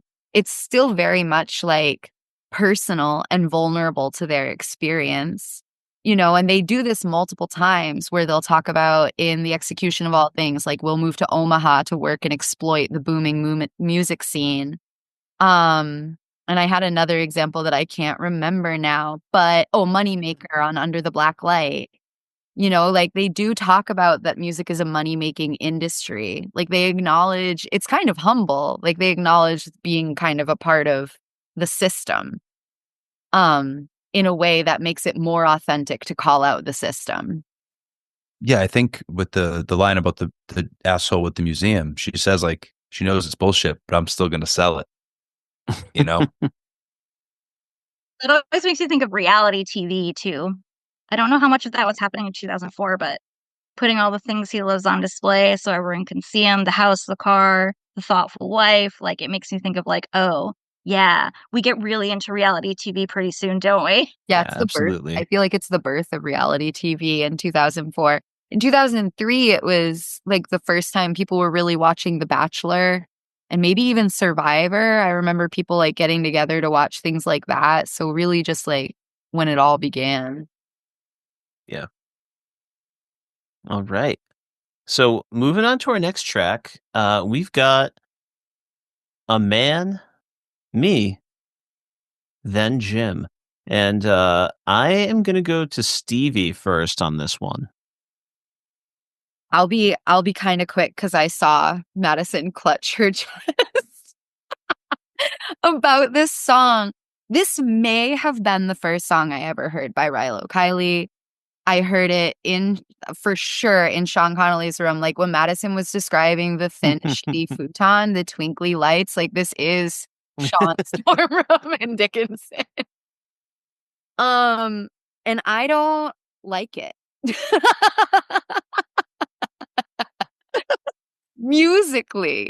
Musically, like this song is like a little too, like I use the word like folk, like the guitar is like very like Joni Mitchell, Dylan type shit. And that is not for me.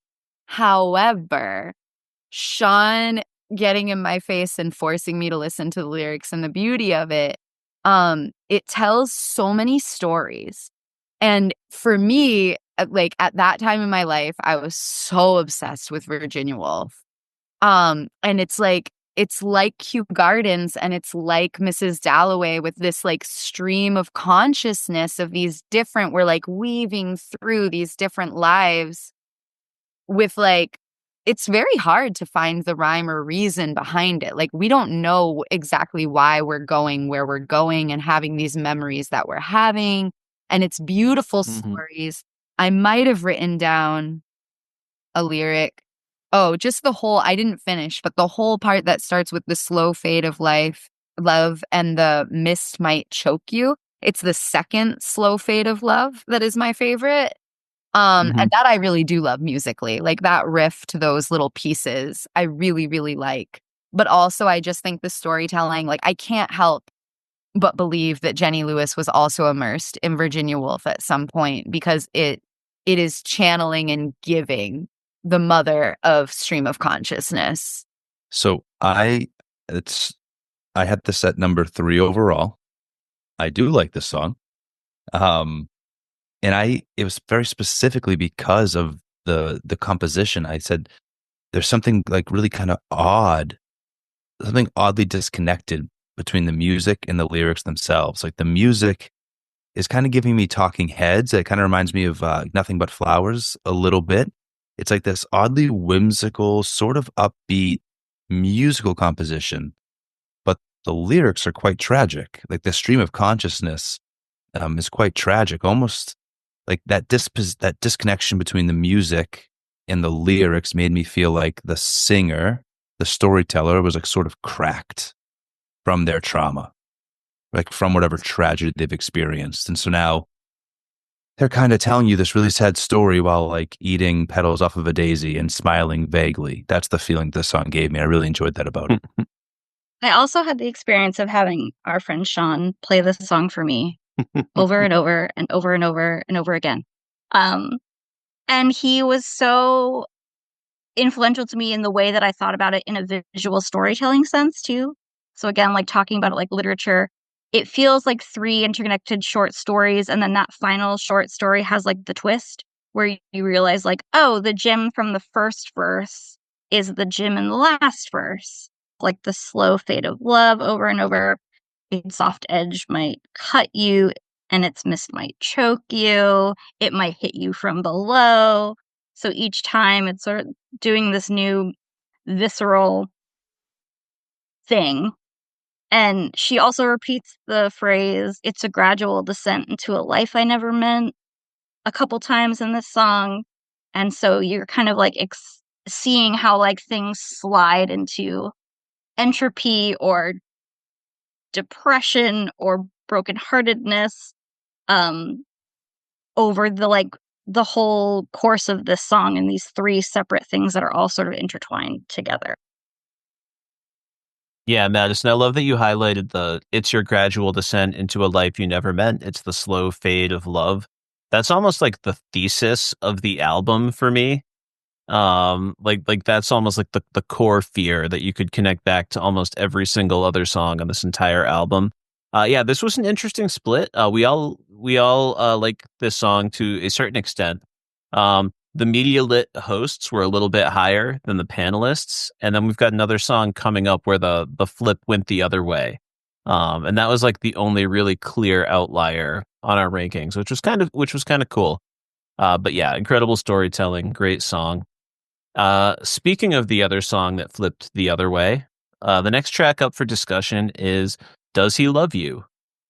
And we are going to go to Madison first on this one. This was your number 1 overall. This is the number 1 track on the album. Or for me it is. It's so good. It's again that like beautiful storytelling. It's It's also a song that, like, sonically builds and builds and builds and builds, and, like, the reveal at the end is, like, so cathartic. It's so intense.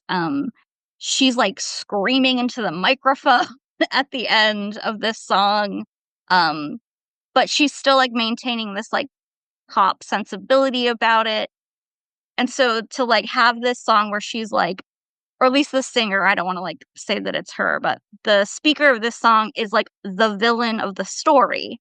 You know, she's the one who's, talking to this woman's husband and, um, talking to her friend and, like, sharing their guy woes, and, like, the reveal is that they're talking about the same guy.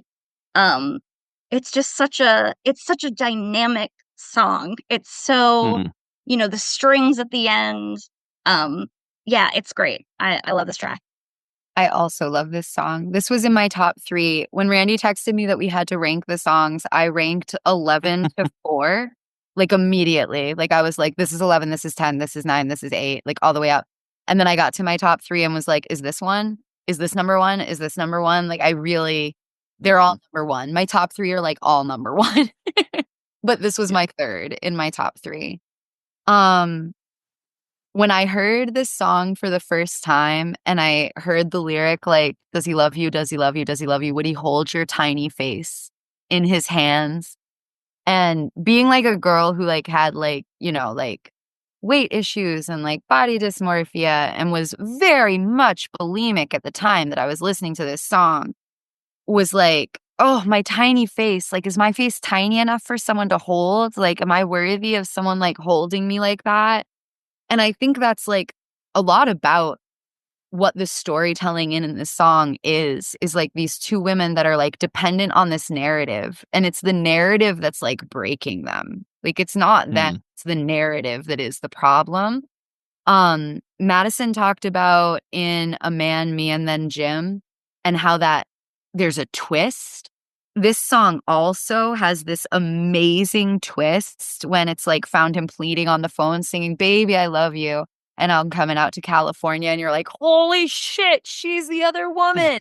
Like this, what? I love it. I also just think musically, it's really, really, really, really beautiful. I'm obsessed with this song. I still listen to this song. I have this album on vinyl, and I've only had it on vinyl for about 2 years. It was when I finally, in my adulthood, reobtained a record player. It was like one of the absolute first records my husband bought me because I play this a lot. And this song on vinyl is just like transformative on a Sunday morning to scream like as you're like going through your like morning routine and your coffee or tea or whatever you have. Yeah, I think this song is incredible as well. Yeah, that string outro really like lands the plane in a beautiful way. And just what I described here, like it has this slow rise toward desperation. It's got this really incredible bridge. And I think the only reason it accidentally fell down my list is that like it doesn't go quite as hard as another song we haven't talked about yet. And I think that's how I let it slip a little bit further down. But yeah, great track. Yeah, I had this one relatively low as well. It was down at number 8 for me, but not really because of anything like wrong with the song. It was more about its peers and how the other songs in the album really did work for me.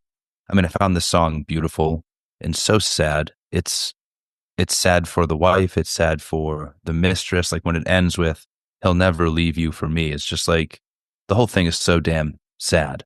I think it is the song that I related to least, right? Like I don't have any experiences that I can draw from that help tie me to the song. And I don't really have like people in and around my life who I like have lived these experiences vicariously through necessarily. And so I was more detached from this song despite its realism than I think the rest. I feel really related to this song. But I also feel like this song is so much more than it is like a sad love story, like a really beautiful female friendship story. Like still sad, but like a really beautiful story of giving and taking and understanding what different people need.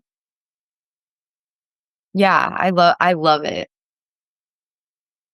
I think it's also really interesting that the woman in this song who's not the speaker, like it's not this like great love story that the speaker is breaking up, right? Like she is with this guy and she like, I just like kind of married him and like I don't really feel that way. And she's like thinking about leaving him. And, the speaker says like, well, you're better off for leaving and blah, blah, blah, blah, blah. And then like later in the song, she's like, but this woman like grows to really love this life with this man and their kid. And that's sort of where the speaker is like, well, then it's never going to happen for me because like this is your thing. And also both women in this song, the wife and the speaker, contemplate the phrase, "I'm flawed if I'm not free." So it's like, which is another one of my favorite lyrics on this album. And they're both kind of like, yeah, Stevie's gonna get it tattooed on her forehead. And they're both kind of like in that like, what am I if I am not independent?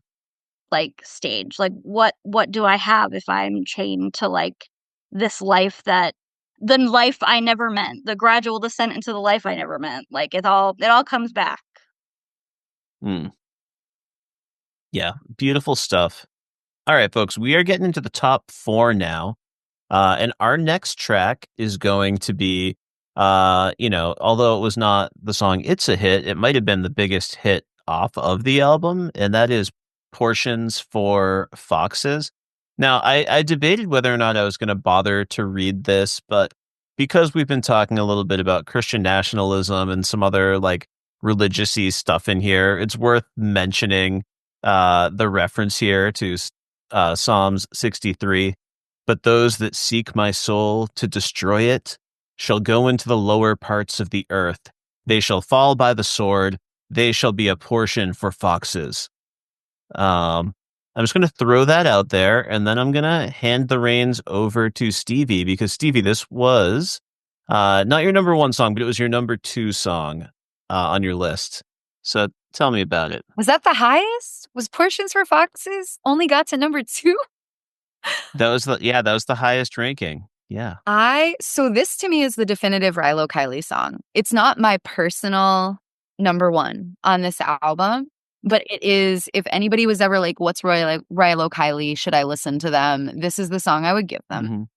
Mm-hmm. I think it is absolutely flawless.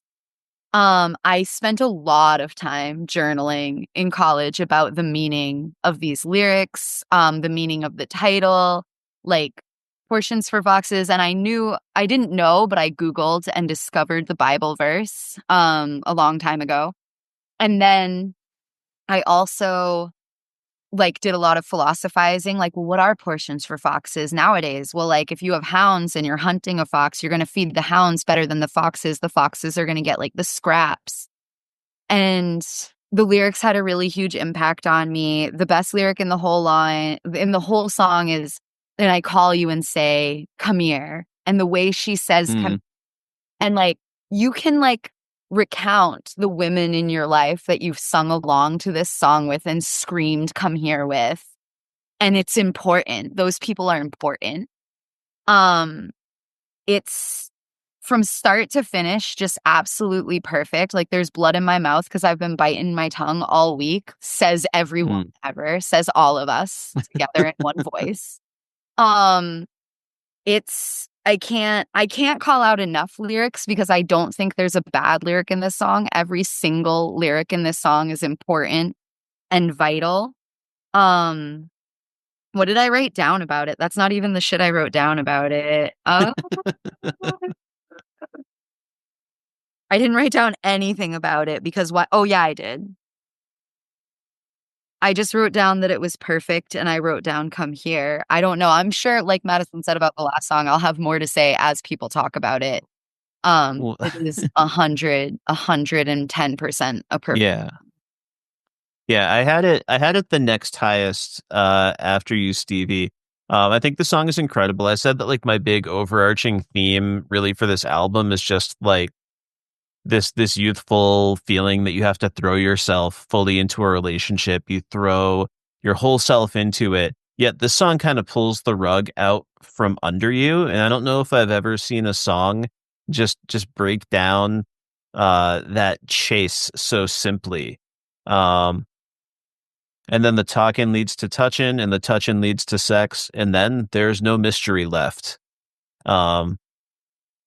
That's such a fascinating lyric that we get repeated over and over again in this song. Like what is this chase all about? You've put all the stakes on this one thing, and now like it's happened. And if there's no substance behind it, like there's going to be this sort of emptiness. And I think that's what I love about the song. And then just like musically, I'm on a music podcast. Yeah, I never know when to call something a riff or a lick, but like the guitar as it is just like building and it syncs up with the "come here" line is probably my favorite musical moment in that entire song. So yeah, it goes hard, and it's got some interesting things to say.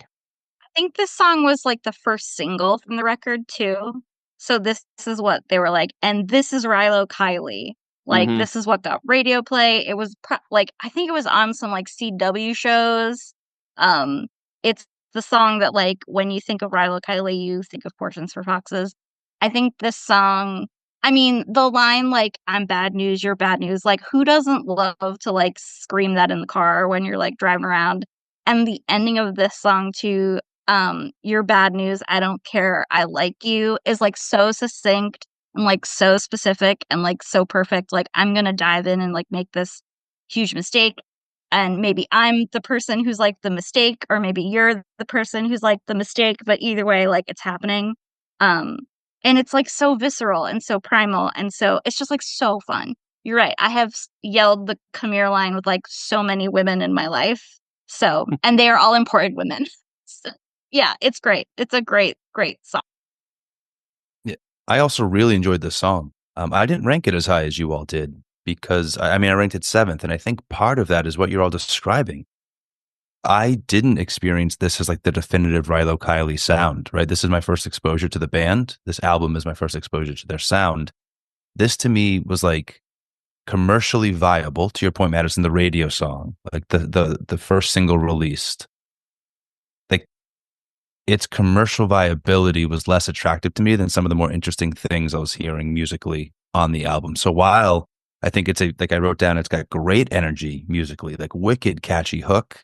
And even amidst that, like if you allow it to, it still has like incredible poetry. It's still incredibly deep and worthwhile, like to everything you guys all just described. So it is this like, in hindsight, perfect little packaging of, I suppose, what Rilo Kiley is, the ability to be so vulnerable and deep and yet make something that like you want to listen to on repeat, that you can get away with putting on the radio, that somebody might not listen to the lyrics to and just like enjoy and think it's about something not nearly as deep as it really is, right? I was quite moved by like the biblical reference of it all, this idea of like portions for foxes, because the story of the song, the folks that were listening to their story, it's like they're seeking, Randy, I think you described feeling a void, right? Like you're seeking this one thing, you're seeking sex, you're seeking something in somebody else because you're not doing the work on a thing otherwise, right? And that can be okay for a time in your life. And that's, I think, what this album is partially about. That can be okay. She says, you're bad news, I'm bad news. I still like you. I don't think Portions for Foxes is a lament. I think it's something accepted, but it's not necessarily a positive thing either, right? Because like the biblical reference, David at the time, David's on the run. This is a Psalm of David. And he's drawing a contrast between he himself, who's going to seek life, quote unquote, like fulfilling things, not like on earth, not in trying to save himself, but by seeking the Lord, compared to the folks who are pursuing him, who want to kill him because they want power. They want like now and satisfaction. And they're going to obtain that in the way that humans always have, which is by the sword. They're going to come and try to kill him. And he's saying that, well, because those are their methods, they'll ultimately fall by the sword and they'll just end up forever apart from what is real life. Whereas I might die physically, but I'll be connected to what is real life because I've pursued you. And I think she's saying here, like, we're all pursuing this thing that isn't real healing. It's not real life and it's not real fulfillment when you've had a really bad day. So you call that person that you can lose yourself in for a little bit, right? And he might be sleeping with you, but then he's going to see this pretty young thing. And we're all this kind of messy, need something being, and he's going to do the same thing. And that's okay. And I forgive that. But we'll all be portions for foxes in that way. When we keep chasing these things that don't really bring fulfillment to us and real healing, aside from anything spiritual, but just even like mentally, emotionally, we're not really giving ourselves something sustainable. We'll remain like portions for foxes. So yeah, I thought this was deep and beautiful and worthwhile, as I said before. Yeah. Even if I didn't rank it super high. Yeah. I even tie it back to all those like college friends hanging out, like I mentioned earlier, like, Stevie being someone there to like listen and lift me up if something rough happened, like, cause you feel everything so hard at that certain age. And yeah, like we're all kind of lifting each other up. It's a great thing. I don't blame you. I do the same thing. I get lonely too. Yeah. Oh, that's a good lyric. I forgot about the part about there's this pretty young thing in front of you and she's real pretty and she's real into you. The breathing at that part is so good. And yeah, it's a great one. Alrighty. Moving on to our next track. This is going to be Love and War, 11/11/46. Armistice Day, post World War II, I actually pulled like the Harry S. Truman statement from that particular Armistice Day. Whereas the armistice of November 11th, 1918 silenced the guns of World War I and brought to humanity hope and promise that the wars of nation against nation were at an end.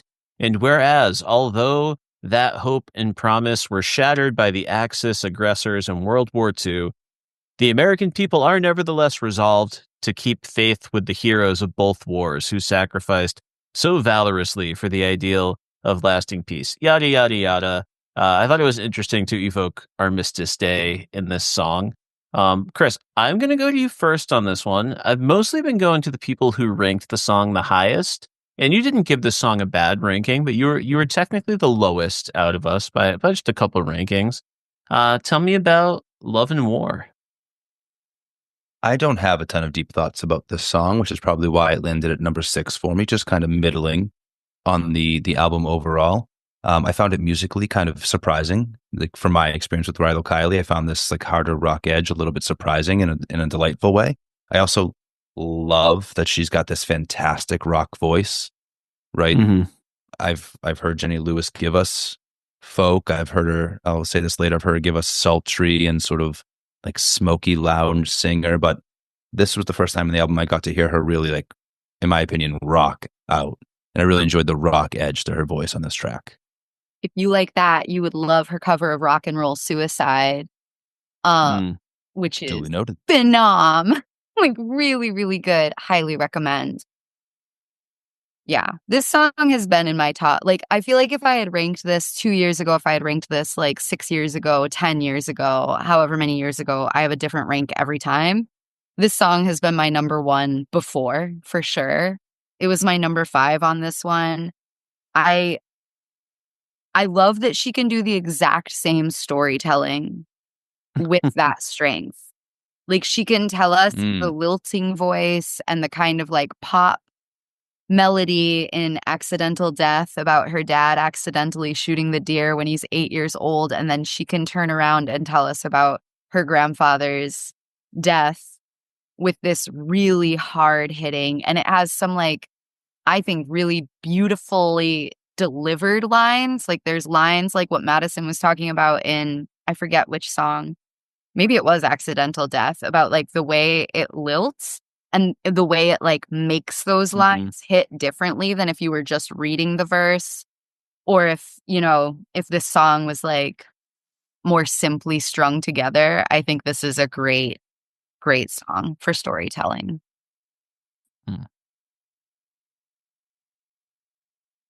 Yeah, I really like this song. I think the way it builds to this like conversation with her mother at the end is so powerful, just like knowing the lore of like the complicated relationship she had with her mother.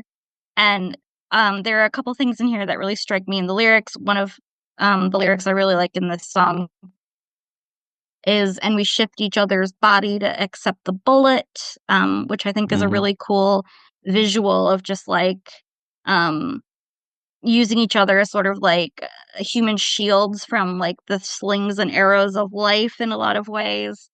And then the part where, you know, they talk about her grandfather and they carried him to a darkened hospital room and said, "No modern person here remembers you."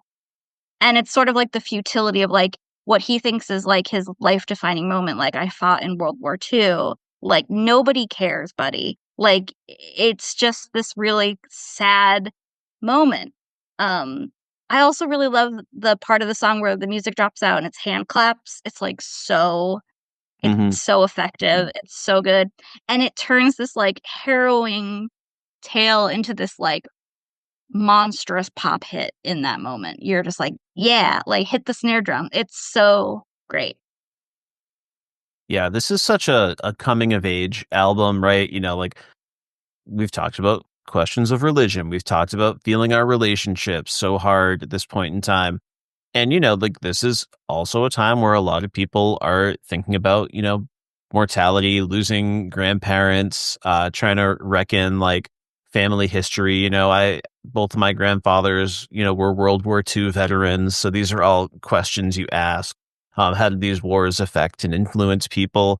And to do this at the height of like Bush politics, where you've got like this war-based wave of patriotism, you've got like war propaganda leveraging the heroism of soldiers, but then seeing us like not back up that support with like money, with healthcare. You know, first responders to 9/11, and to see this forgotten person just left behind after making this sacrifice, and you've just got to kind of spend what you get while you can get it, because this is also fleeting. It's really painful, and I think just aesthetically it really appealed to me, especially when I first heard this album, because it's the rock and rolliest of the songs, in terms of just like the guitar and all that stuff. And yeah, just this aesthetic of evoking the time period, I think, is really powerful. Like right at the top of the podcast, Stevie, you mentioned Say Anything is a Real Boy. And I know a song you introduced me to that I still love, even though it's like so 2003, Alive with the Glory of Love, kind of like romanticizing like the tale of the grandparents trying to survive the Holocaust. Like something about like evoking all this time in history was really powerful and hit me when I was at the exact right age to receive that kind of reflection. We are into the top two now. And we're going to move on to the title track, More Adventurous. This did not get the overall top number of votes, but this is the song we were all the most consistently high on. We all had it in our top 4. So I am going to give Madison the honor of speaking to the title track first. As we were like talking about all these songs, I kept being like, I can't wait to talk about More Adventurous. I really love More Adventurous. I should have ranked it really high. So even now, like I'm having a hard time like justifying my rankings from like 2 days ago or yesterday or whatever. I mean, this song has like the what I sometimes think of as the thesis of the album. With every broken heart, we should become more adventurous, which is actually a Frank O'Hara line from Meditations in an Emergency. Frank O'Hara is like one of my favorite poets. I won't start rambling, but I could, but I won't. I also, one of the things I love about this song is the way, as it goes on through the verses, it's sort of like it's like she's riffing off the top of her head as she sings, because things are kind of like off the beat and disjointed and they don't quite fit rhythmically, and she's just kind of rushing to get through these lines, and it just feels so like natural and real, and it again like does the thing that I love about Jenny Lewis, where she talks about like, if marriage isn't enough, at least I'll be loved, and if I get pregnant, I guess I'll just have the baby. Like this kind of ambivalent, unsure feeling of like, what am I meant to do as a woman? What am I meant to do as a musician? What am I meant to do as a partner? The like melody of the song too is so beautiful and so singable, and so it like just gets stuck in my head. Like it's so plaintive too, like the way she's like begging, like, let me be loved, like into the microphone, which is such a raw lyric. Like it's so open and vulnerable and bloody, like, let me be loved. Really, it hits me really hard. I really, really like the song. I probably should have ranked it higher. I don't think I have anything to add to Madison's description of why that song is brilliant. I did want to take this moment to tell an anecdote about me joining this podcast, where Randy texted me and was like, do you want to talk about More Adventurous on a podcast with Madison Charbonneau? And I was like, I don't know. I'm real intimidated by Madison Charbonneau. She's really fucking smart and cool, and I don't know that I want to do that. That sounds very scary. And he was like, it'll be fine. She's really nice. I'm like, I know she's fucking nice. But I know she's going to pull this Frank O'Hara shit. So Stevie, Madison is really nice, but technically what I said was like, I mean, I'm going to do it. So if I'm going to get through this, it's going to be easy for you. Oh my God. But I was scared. And then part 2 of that anecdote is that earlier today when I texted Randy and was like, I want to flip, was it Absence of God? And, no, it was A Man, Absence Me, of God. Then Jim. Yeah, it was Absence of God and A Man, Me, Then Jim. And I was like, I want to flip these. And I want to make sure I get to talk about it first, because I want to compare both of these to like Virginia Woolf. And I had a nightmare 2 days ago that Madison related these songs to Virginia Woolf before me. And then when I was like, me too, I also relate these songs to Virginia Woolf, everybody was like, all right, Stevie, like, sure you do. Sure you Oh, came up with no. that. I'm so flattered by that. And also, I would never have thought to relate them to Virginia Woolf. So I very much appreciate you opening my eyes to that. And Well, I it really admit makes me not want to go knowing back. it was Frank O'Hara. So You were There we super go. swapping. something today. Yeah, both really smart. We're both really fucking smart. You're so smart, Madison. You're so cool. Smart. So are you, Stevie. And just to put an exclamation point on that, all I'm going to add is I really like the wordplay of I want to say I will as my last testament. Such a great line. Yeah, because there's nothing I can add with any more eloquence than I just got from the two of you. There's one thing I can add. I've told this story on the podcast before, but like Madison and Stevie, have you heard the story of the night that I met Kris? Wow. I just raised my hand for this very reason. Tell it We were, together. Bromance. Yeah, well, I won't tell the whole story, but the important part is we were taking a very romantic walk back to our vehicles, to go our separate ways and drive home. And there was a man. What was he? Was he drumming? I can't even remember if he had a guitar or if he was drumming. There was just like a man kind of sitting outside a convenience store. No, he had a harmonica. He had a harmonica too. Mhm. Okay, that's right. And the reason I can't remember what the man was playing is because as we walked by the man with the harmonica mid-conversation, Kris just kind of shifts to the side and like a harmonica magically like seemed to pop out of his shirt sleeve into his hand. And he just started rocking out on the harmonica on the side of the street in Boston with this homeless man. And then they had this like really beautiful conversation afterwards. And yeah, he just had me in that moment. So whenever I hear harmonica pop in a song like we get here, I think of you, buddy. And on that note, Brother, like, I wish the folks at home could see me cheesing because that makes me so happy that you hear a harmonica and you think of me. I wish you could see my notes. Like in all caps, I love me some harmonica. That's all I had to say about the song. And I just, you love me some harmonica. So you had to know I was sold here. Yeah, the song is musically delightful. Yeah, I will say there was one lyric that I wrote down because it really, after a metaphor about the trees, I thought about how we're all as numerous as leaves on trees, and maybe ours is the cause of all mankind getting love, making more, and try to stay alive. I think maybe now I'd like to evolve beyond, like maybe needing a person to make more, but getting love and trying to stay alive is like as basic as it gets for human beings. Yeah, I really enjoyed this song. all right. We've arrived at number one. If you're a fan of this album, you know where we're about to go. But this is the song I Never.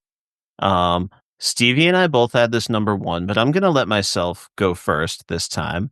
The things I want to say about this song, I think all the stuff I've been rambling on and on about vulnerability, developing a deeper connection with like female artists, going back and listening to things. I think this song probably encapsulates that better than any other one.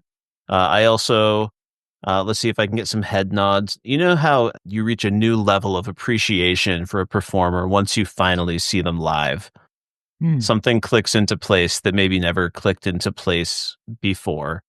So yeah, when I went in 2007 or 2008 or whenever the heck the Under the Blacklight tour was happening, Stevie and I drove in with a few other folks into Boston. I can't even remember which club it was at. It's shut down since then. It was something in the Fenway area.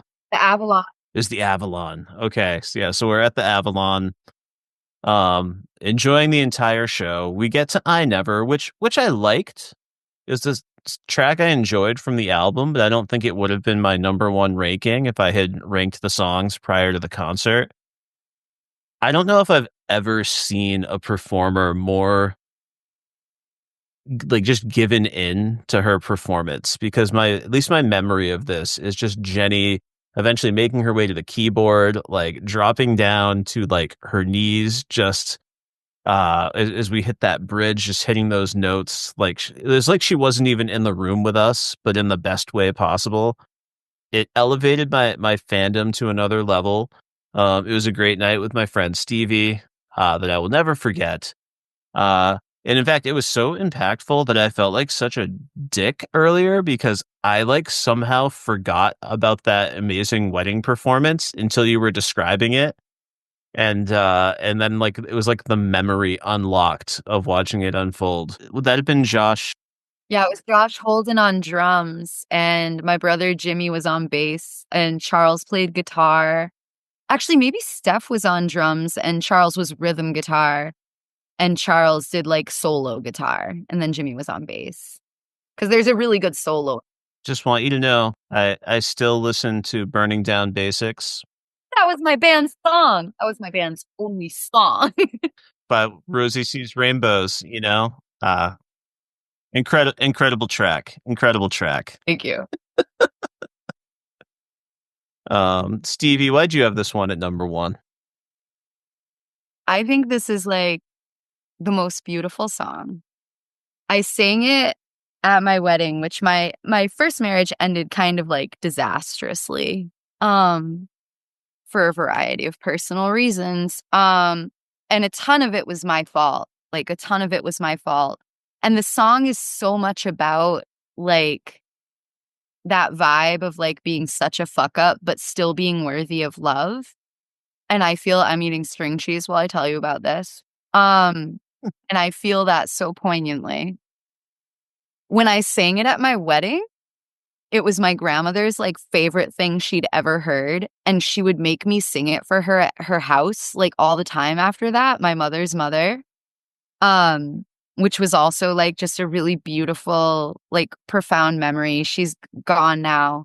But like I love that. And she has a beautiful love story that I'll tell like someday, but it's very like beautiful, poignant love story with her first husband. And yeah, I felt the same way as Randy. When we saw this at the Avalon, it was unhinged. Like time stopped. And I felt like, you know, the like end when she says I never a bunch of times and you're like, when will she ever say another lyric than I never? Live in concert, I felt like she said I never maybe 21 times. Like she said I never much more than she says it on the recorded track. And it was just like every time she said it, you were like it was like I sucked all the air out of the room watching this woman just like such a commanding it was the most beautiful live performance I've ever seen in my life, for sure. I want to say I also love the song. What a great song to like scream cry in your car. I do a lot of that, I guess, to Rilo Kiley because I've talked about it a couple times, but like this is a great one. It really shows off her ability as a vocalist. I also read that she recorded this song naked in the booth. Yeah, Stevie's nodding enthusiastically, so I feel like I'm right. Yes, I didn't realize I was unmuted. Yes, she did. I read this too. To get like vulnerable, because this is an incredibly vulnerable song. I think the bridge is so good. The way that she sings about let's take a loan and put it down on a house in a love song. Yeah, let's take a loan. Like the minutia of being in a partnership with someone is so romanticized by her, who I don't find Jenny Lewis to be an incredibly romantic songwriter. I don't think she writes like a ton of, when I think about her, I mean, she has some love songs, but that's not like what I define her as, you know? And I think this is also in a lot of ways, like, not that like her quote unquote, like audition for a solo record. Like this is like, oh, I can hear Rabbit Fur Coat in this song, like the album that's going to come after this. And her as a solo artist, it's like this like torch song almost, this like Sinatra or like Tammy Wynette, or like it's just so big and beautiful. And she like wails at the end. And I love that the song ends and there's that like caesura, that like pause, and then it blows back up again, and it's this like beautiful outro. It feels like, it feels like an ending of something, which is interesting because it's like the middle track on the record. But it's so great. When I used to sing it to my kid, when it would end, I would like do the guitar solo at the end, and he would always be like falling asleep in my arms, and it would be like pause, and then it would be like and I would like do it just like that. And then he's awake again. And then he's awake again, so you got to sing another song, but still like core memories. The cutaway and the comeback is amazing. Maybe you guys can help me because I've been thinking since Randy asked me to do this podcast, there's another song by a different artist, like a bluesy soul kind of artist, and it might be like Sunday. It's like a half step down from the opening to I'm only a woman. It's like I'm on a Sunday. Do you know what I'm talking about? What is that? Yeah, Sunday Kind of Love. Thank you. It's Sunday Kind of Love. Thank you. Madison Charbonneau is so smart. Thank goodness. Smart. Trivia talent. One of my few talents is just trivia. I also, similar to Madison, I was like taken with the musical composition of this song. It was like giving Paloma Faith or like Florence and the Machine, like very sultry, smoke-filled lounge, sort of old romance vibes. Not romantic, but like sultry romance, right? It has like a sexy vibe to it, this song. And then I agree that it's like beautiful. This kind of but I've never met you. I've made all these mistakes and I've been all these things and I've never loved somebody like you, and I've never met you. And maybe there's something different that we can be together. This song is hopeful and beautiful, and you've all said enough. I do love a full minute of instrumental to close a song. I mean, with or without a break, the break is fantastic because like brings you down. I'm looking at my screen. I'm like, there's a minute left. What's gonna happen? Oh. And it's amazing. But I will always take a minute of instrumental to end a track. Okay. My goodness gracious. I feel like this, I don't know, I've hung out with some super cool folks this evening. There's like a vague like fog of smoke near the ceiling. We've been burning them down as we've had this conversation is what it feels like. I really enjoyed this with you all. Thank you for bringing your passion for Rilo Kiley to this conversation. We've now spent time with their definitive album. What album would you all recommend next? I'm asking for a friend. Where would a new Rilo Kiley listener turn to after this? A different artist that complements this? Another Rilo Kiley album? You tell me. We'll go to you first, Madison. This is what I did. I liked this record a lot, and then I went backwards. So the next thing that I listened to was the album that comes before this, The Execution of All Things, which is a little more raw, a little more, it's younger than this album is, it's less refined, but it still has all that beautiful specificity. It's a little sadder. It's a lot more about anxiety and depression, but still that like hopeful pop music sound. So you're not like wallowing in super depressive stuff, but the lyrics are really kind of tough. But it's such a good album. And if you like Rilo Kiley, I would say work backwards through their discography. And then you get to the earlier stuff, which is kind of even more like experimental and weird and indie. Mm-hmm. Yeah, The Good That Won't Come Out was my first falling in love with Rilo Kiley song that like really hooked me, that I was putting on mixes all the time. So great rec. Love that. Okay, duly noted. I'm making sure that my musical education will continue after this. Stevie, where will you take us? So I went more like artists than albums, and I've got recommendations for the young ones and the old ones. So if you're like our age and you like just discovered Rilo Kiley and you're like, what could I listen to that's like contemporary music that I maybe haven't been exposed to that's going to echo Rilo Kiley? I've got down Soccer Mommy, I Don't Want to Be Your Dog is like really good, like Jenny Lewis shit. I've got Cherry Glazer, $5. I've got Quinny down here. I don't have the track, but it's about somebody going down on you and it's good. And Carolyn Rose, I think is really, really good. And then if you're a young person and you've discovered Rilo Kiley and you're like, holy shit, Rilo Kiley, this is going to be disappointing, but I'm going to take you way back farther than Rilo Kiley. And I think you should listen to Fleetwood Mac and not just the hits, because Fleetwood Mac is the foundation upon which Rilo Kiley is built. Like, we have Rilo Kiley because of what Fleetwood Mac did. And also Carole King, because if your number one track is I Never, then you've got to go listen to some Carole King. Always a winner. The education continues. Randy, anything to add? Yeah, so I approached this similarly to Stevie, although my recommendations are not nearly as cool or detailed. But I was thinking of the youngins. We have a few that listen. Some intentionally, some ironically. Hello, if you're one of my students out there listening, I appreciate you. But yeah, I was thinking about just like the vibe of the album, the time period. You're loving this. You want to recreate these conditions and pretend that maybe you were listening to what we were listening to. Number one, if you're our age, you know this, but if you're a little bit younger and you have somehow never listened to the Postal Service, give up. It's arguably the defining album of that whole time period.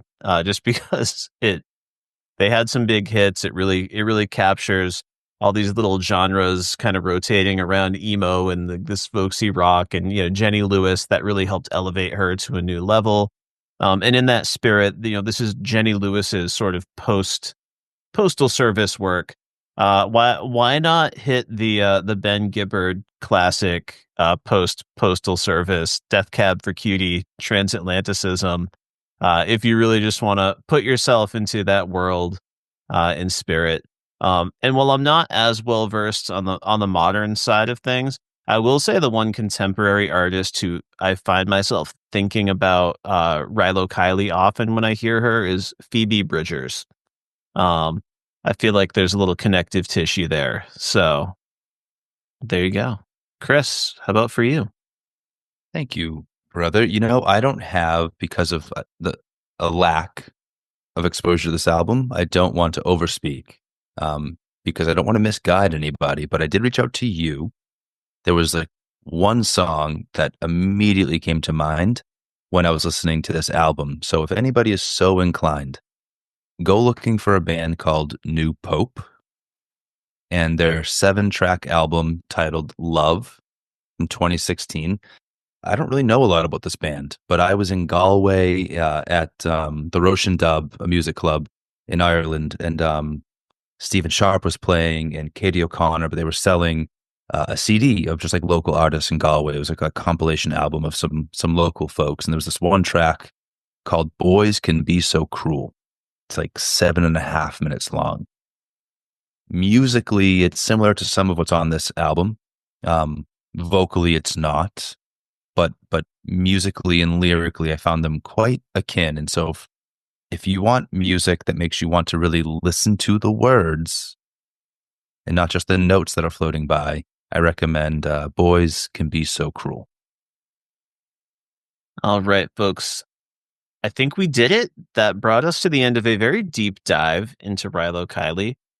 It had been so long since we did an album episode, Kris. Like, I wasn't quite sure how I wanted to construct the outline. I knew I was excited to have this conversation, but this went so deep and so personal, and I really am proud of all the ground we managed to cover tonight. So I'm really excited about this chat, and I want to thank Madison for sharing my excitement when we hit the 20th anniversary last year of this album, and starting the chat with me about doing this, and then Stevie managing to find the time to fight the time zones and join us for this chat. I think we reached a new level because we all had that sort of base connection to a place and time that we all shared. So I just want to thank both of you. You're incredible guests. I hope we can get you both back soon. Yeah. Yeah, I echo Randy's sentiments totally. The conversation can only be as good as the folks you're having it with. And this was tremendous. So thank you both very, very much. Thanks for having us. And it was so nice to connect with Stevie. It was so nice to see you again. It was so nice to see you again too. Trying to explain to my husband like who you are to me. Like, because I was telling him, how terrified I was to do this podcast with you, which I was Oh my gosh. pacing like aggressively. I did a double shot of vodka, which I haven't drank since last year, before I came on here, just for like. Oh my gosh. But I was telling him like, and these are just like quick stories, but times that I spent in Madison's room were like usually listening to music, like sitting on a bed as one does in a dorm room. It's where I met Airline. I think my hair was Hi. dyed right down the hallway from your room, like several times. Yeah, and it was really great to reconnect with you and to feel close to Worthy, to match your wit and discuss something so important to us. Oh my gosh. I'm so flattered. I'm so excited that we got to talk about this. And I was really, when Randy was like, Stevie's going to come too, I was like, Stevie Miles? Like, oh my gosh. This is true. Stevie Miles? Yeah. So I was really excited.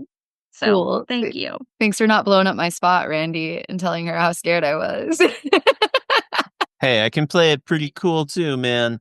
No, but before we go, Stevie, if you so desire, do you have any social media handles you want to share? Anything you want people to look for? I don't really I've got a poetry Instagram at Stevie Miles Words that I plugged last time, but it's not like a huge deal. You can cut that out if you want. I'm not a famous person. No way am I cutting that out. People should check it out. And then Madison, if you have any social media presence you want people to follow, maybe we can find out what's going on with Bill Hader. Oh my gosh. I am Log Lady Trainee on Instagram and Twitter. I tweet a lot about pop culture, into the void, basically. And I'm a big Bill Hader fan and Twin Peaks fan. And if you want like hot takes about Oscar season, I just talk a lot about that to myself. I listen. I'm following that closely. Just Stevie listens. yeah. I think Same. I'm your biggest fan. Oh, No. shucks. Oh my gosh. No, you're a social media trendsetter for me. And you went so viral with your Bill Hader, Ali Wong post recently. Come on. I did. I got like 1.5 million views on this like Whoa. dumb joke I made about Bill Hader and Ali Wong. Like, it's so ridiculous. The internet is so stupid. It's so stupid. But it's our internet, It's ours and we live here and that's fine. Oh, goodness gracious. Yeah, thank you both again for joining us. Thank you for plugging your socials, folks. Do go give them a follow. Your life will be better for it, I promise. If you want to follow more of what we have going on here at Media Lit, please find us on Instagram. We're at media.lit.pod. You can also check out a website that is linked there, which will lead you to all kinds of goodies, including a back catalog of our episodes and our email address. You can email us at media.slash.lit@gmail.com. There's nothing Randy and I like more than continuing the conversation after the fact with our podlings. So please help us keep living in this album. Let us know what your favorite tracks are. Let us know why we got it right or wrong. While you're at it, if you want more of this content, like and subscribe to the pod anywhere you get your podcasts. We're putting out bi-weekly episodes at the very least and often squeezing in little tidbits of content in between. And if you want to keep up, you've got to subscribe. Thank you, folks. And Kris, what else do you have going on for yourself? And do you have any personal socials you want to share? Oh, yeah, I do other stuff. So I'm also the co-host of the Batman by the Numbers podcast on the Pop TV feed. I am really excited to be in the world's finest era. We do a lot of Batman talk over there, but this year we're working in some Superman. And so check us out, the Pop Break TV feed, Batman by the Numbers. And if you want to follow me, I'm an actor and a voice actor, a father and a husband. I'm doing those things on Instagram at Kris_Ingersoll. That's Kris spelled like Kringle. Thank you so much, Kris. And I'm your other host, Randy Elaine. You can also find me over at the Pop Break on the aforementioned Pod of Doom with Justin and Chris Mancini as we continue to work our way through the Black Sabbath discography. You can also find some of my entertainment writing over at the Pop Break. Look for my Bluey coverage. Heck, if you go back and catch Fargo Season 5 from last year, you can find that too. All right. We thank you for being here once again, and have a great night.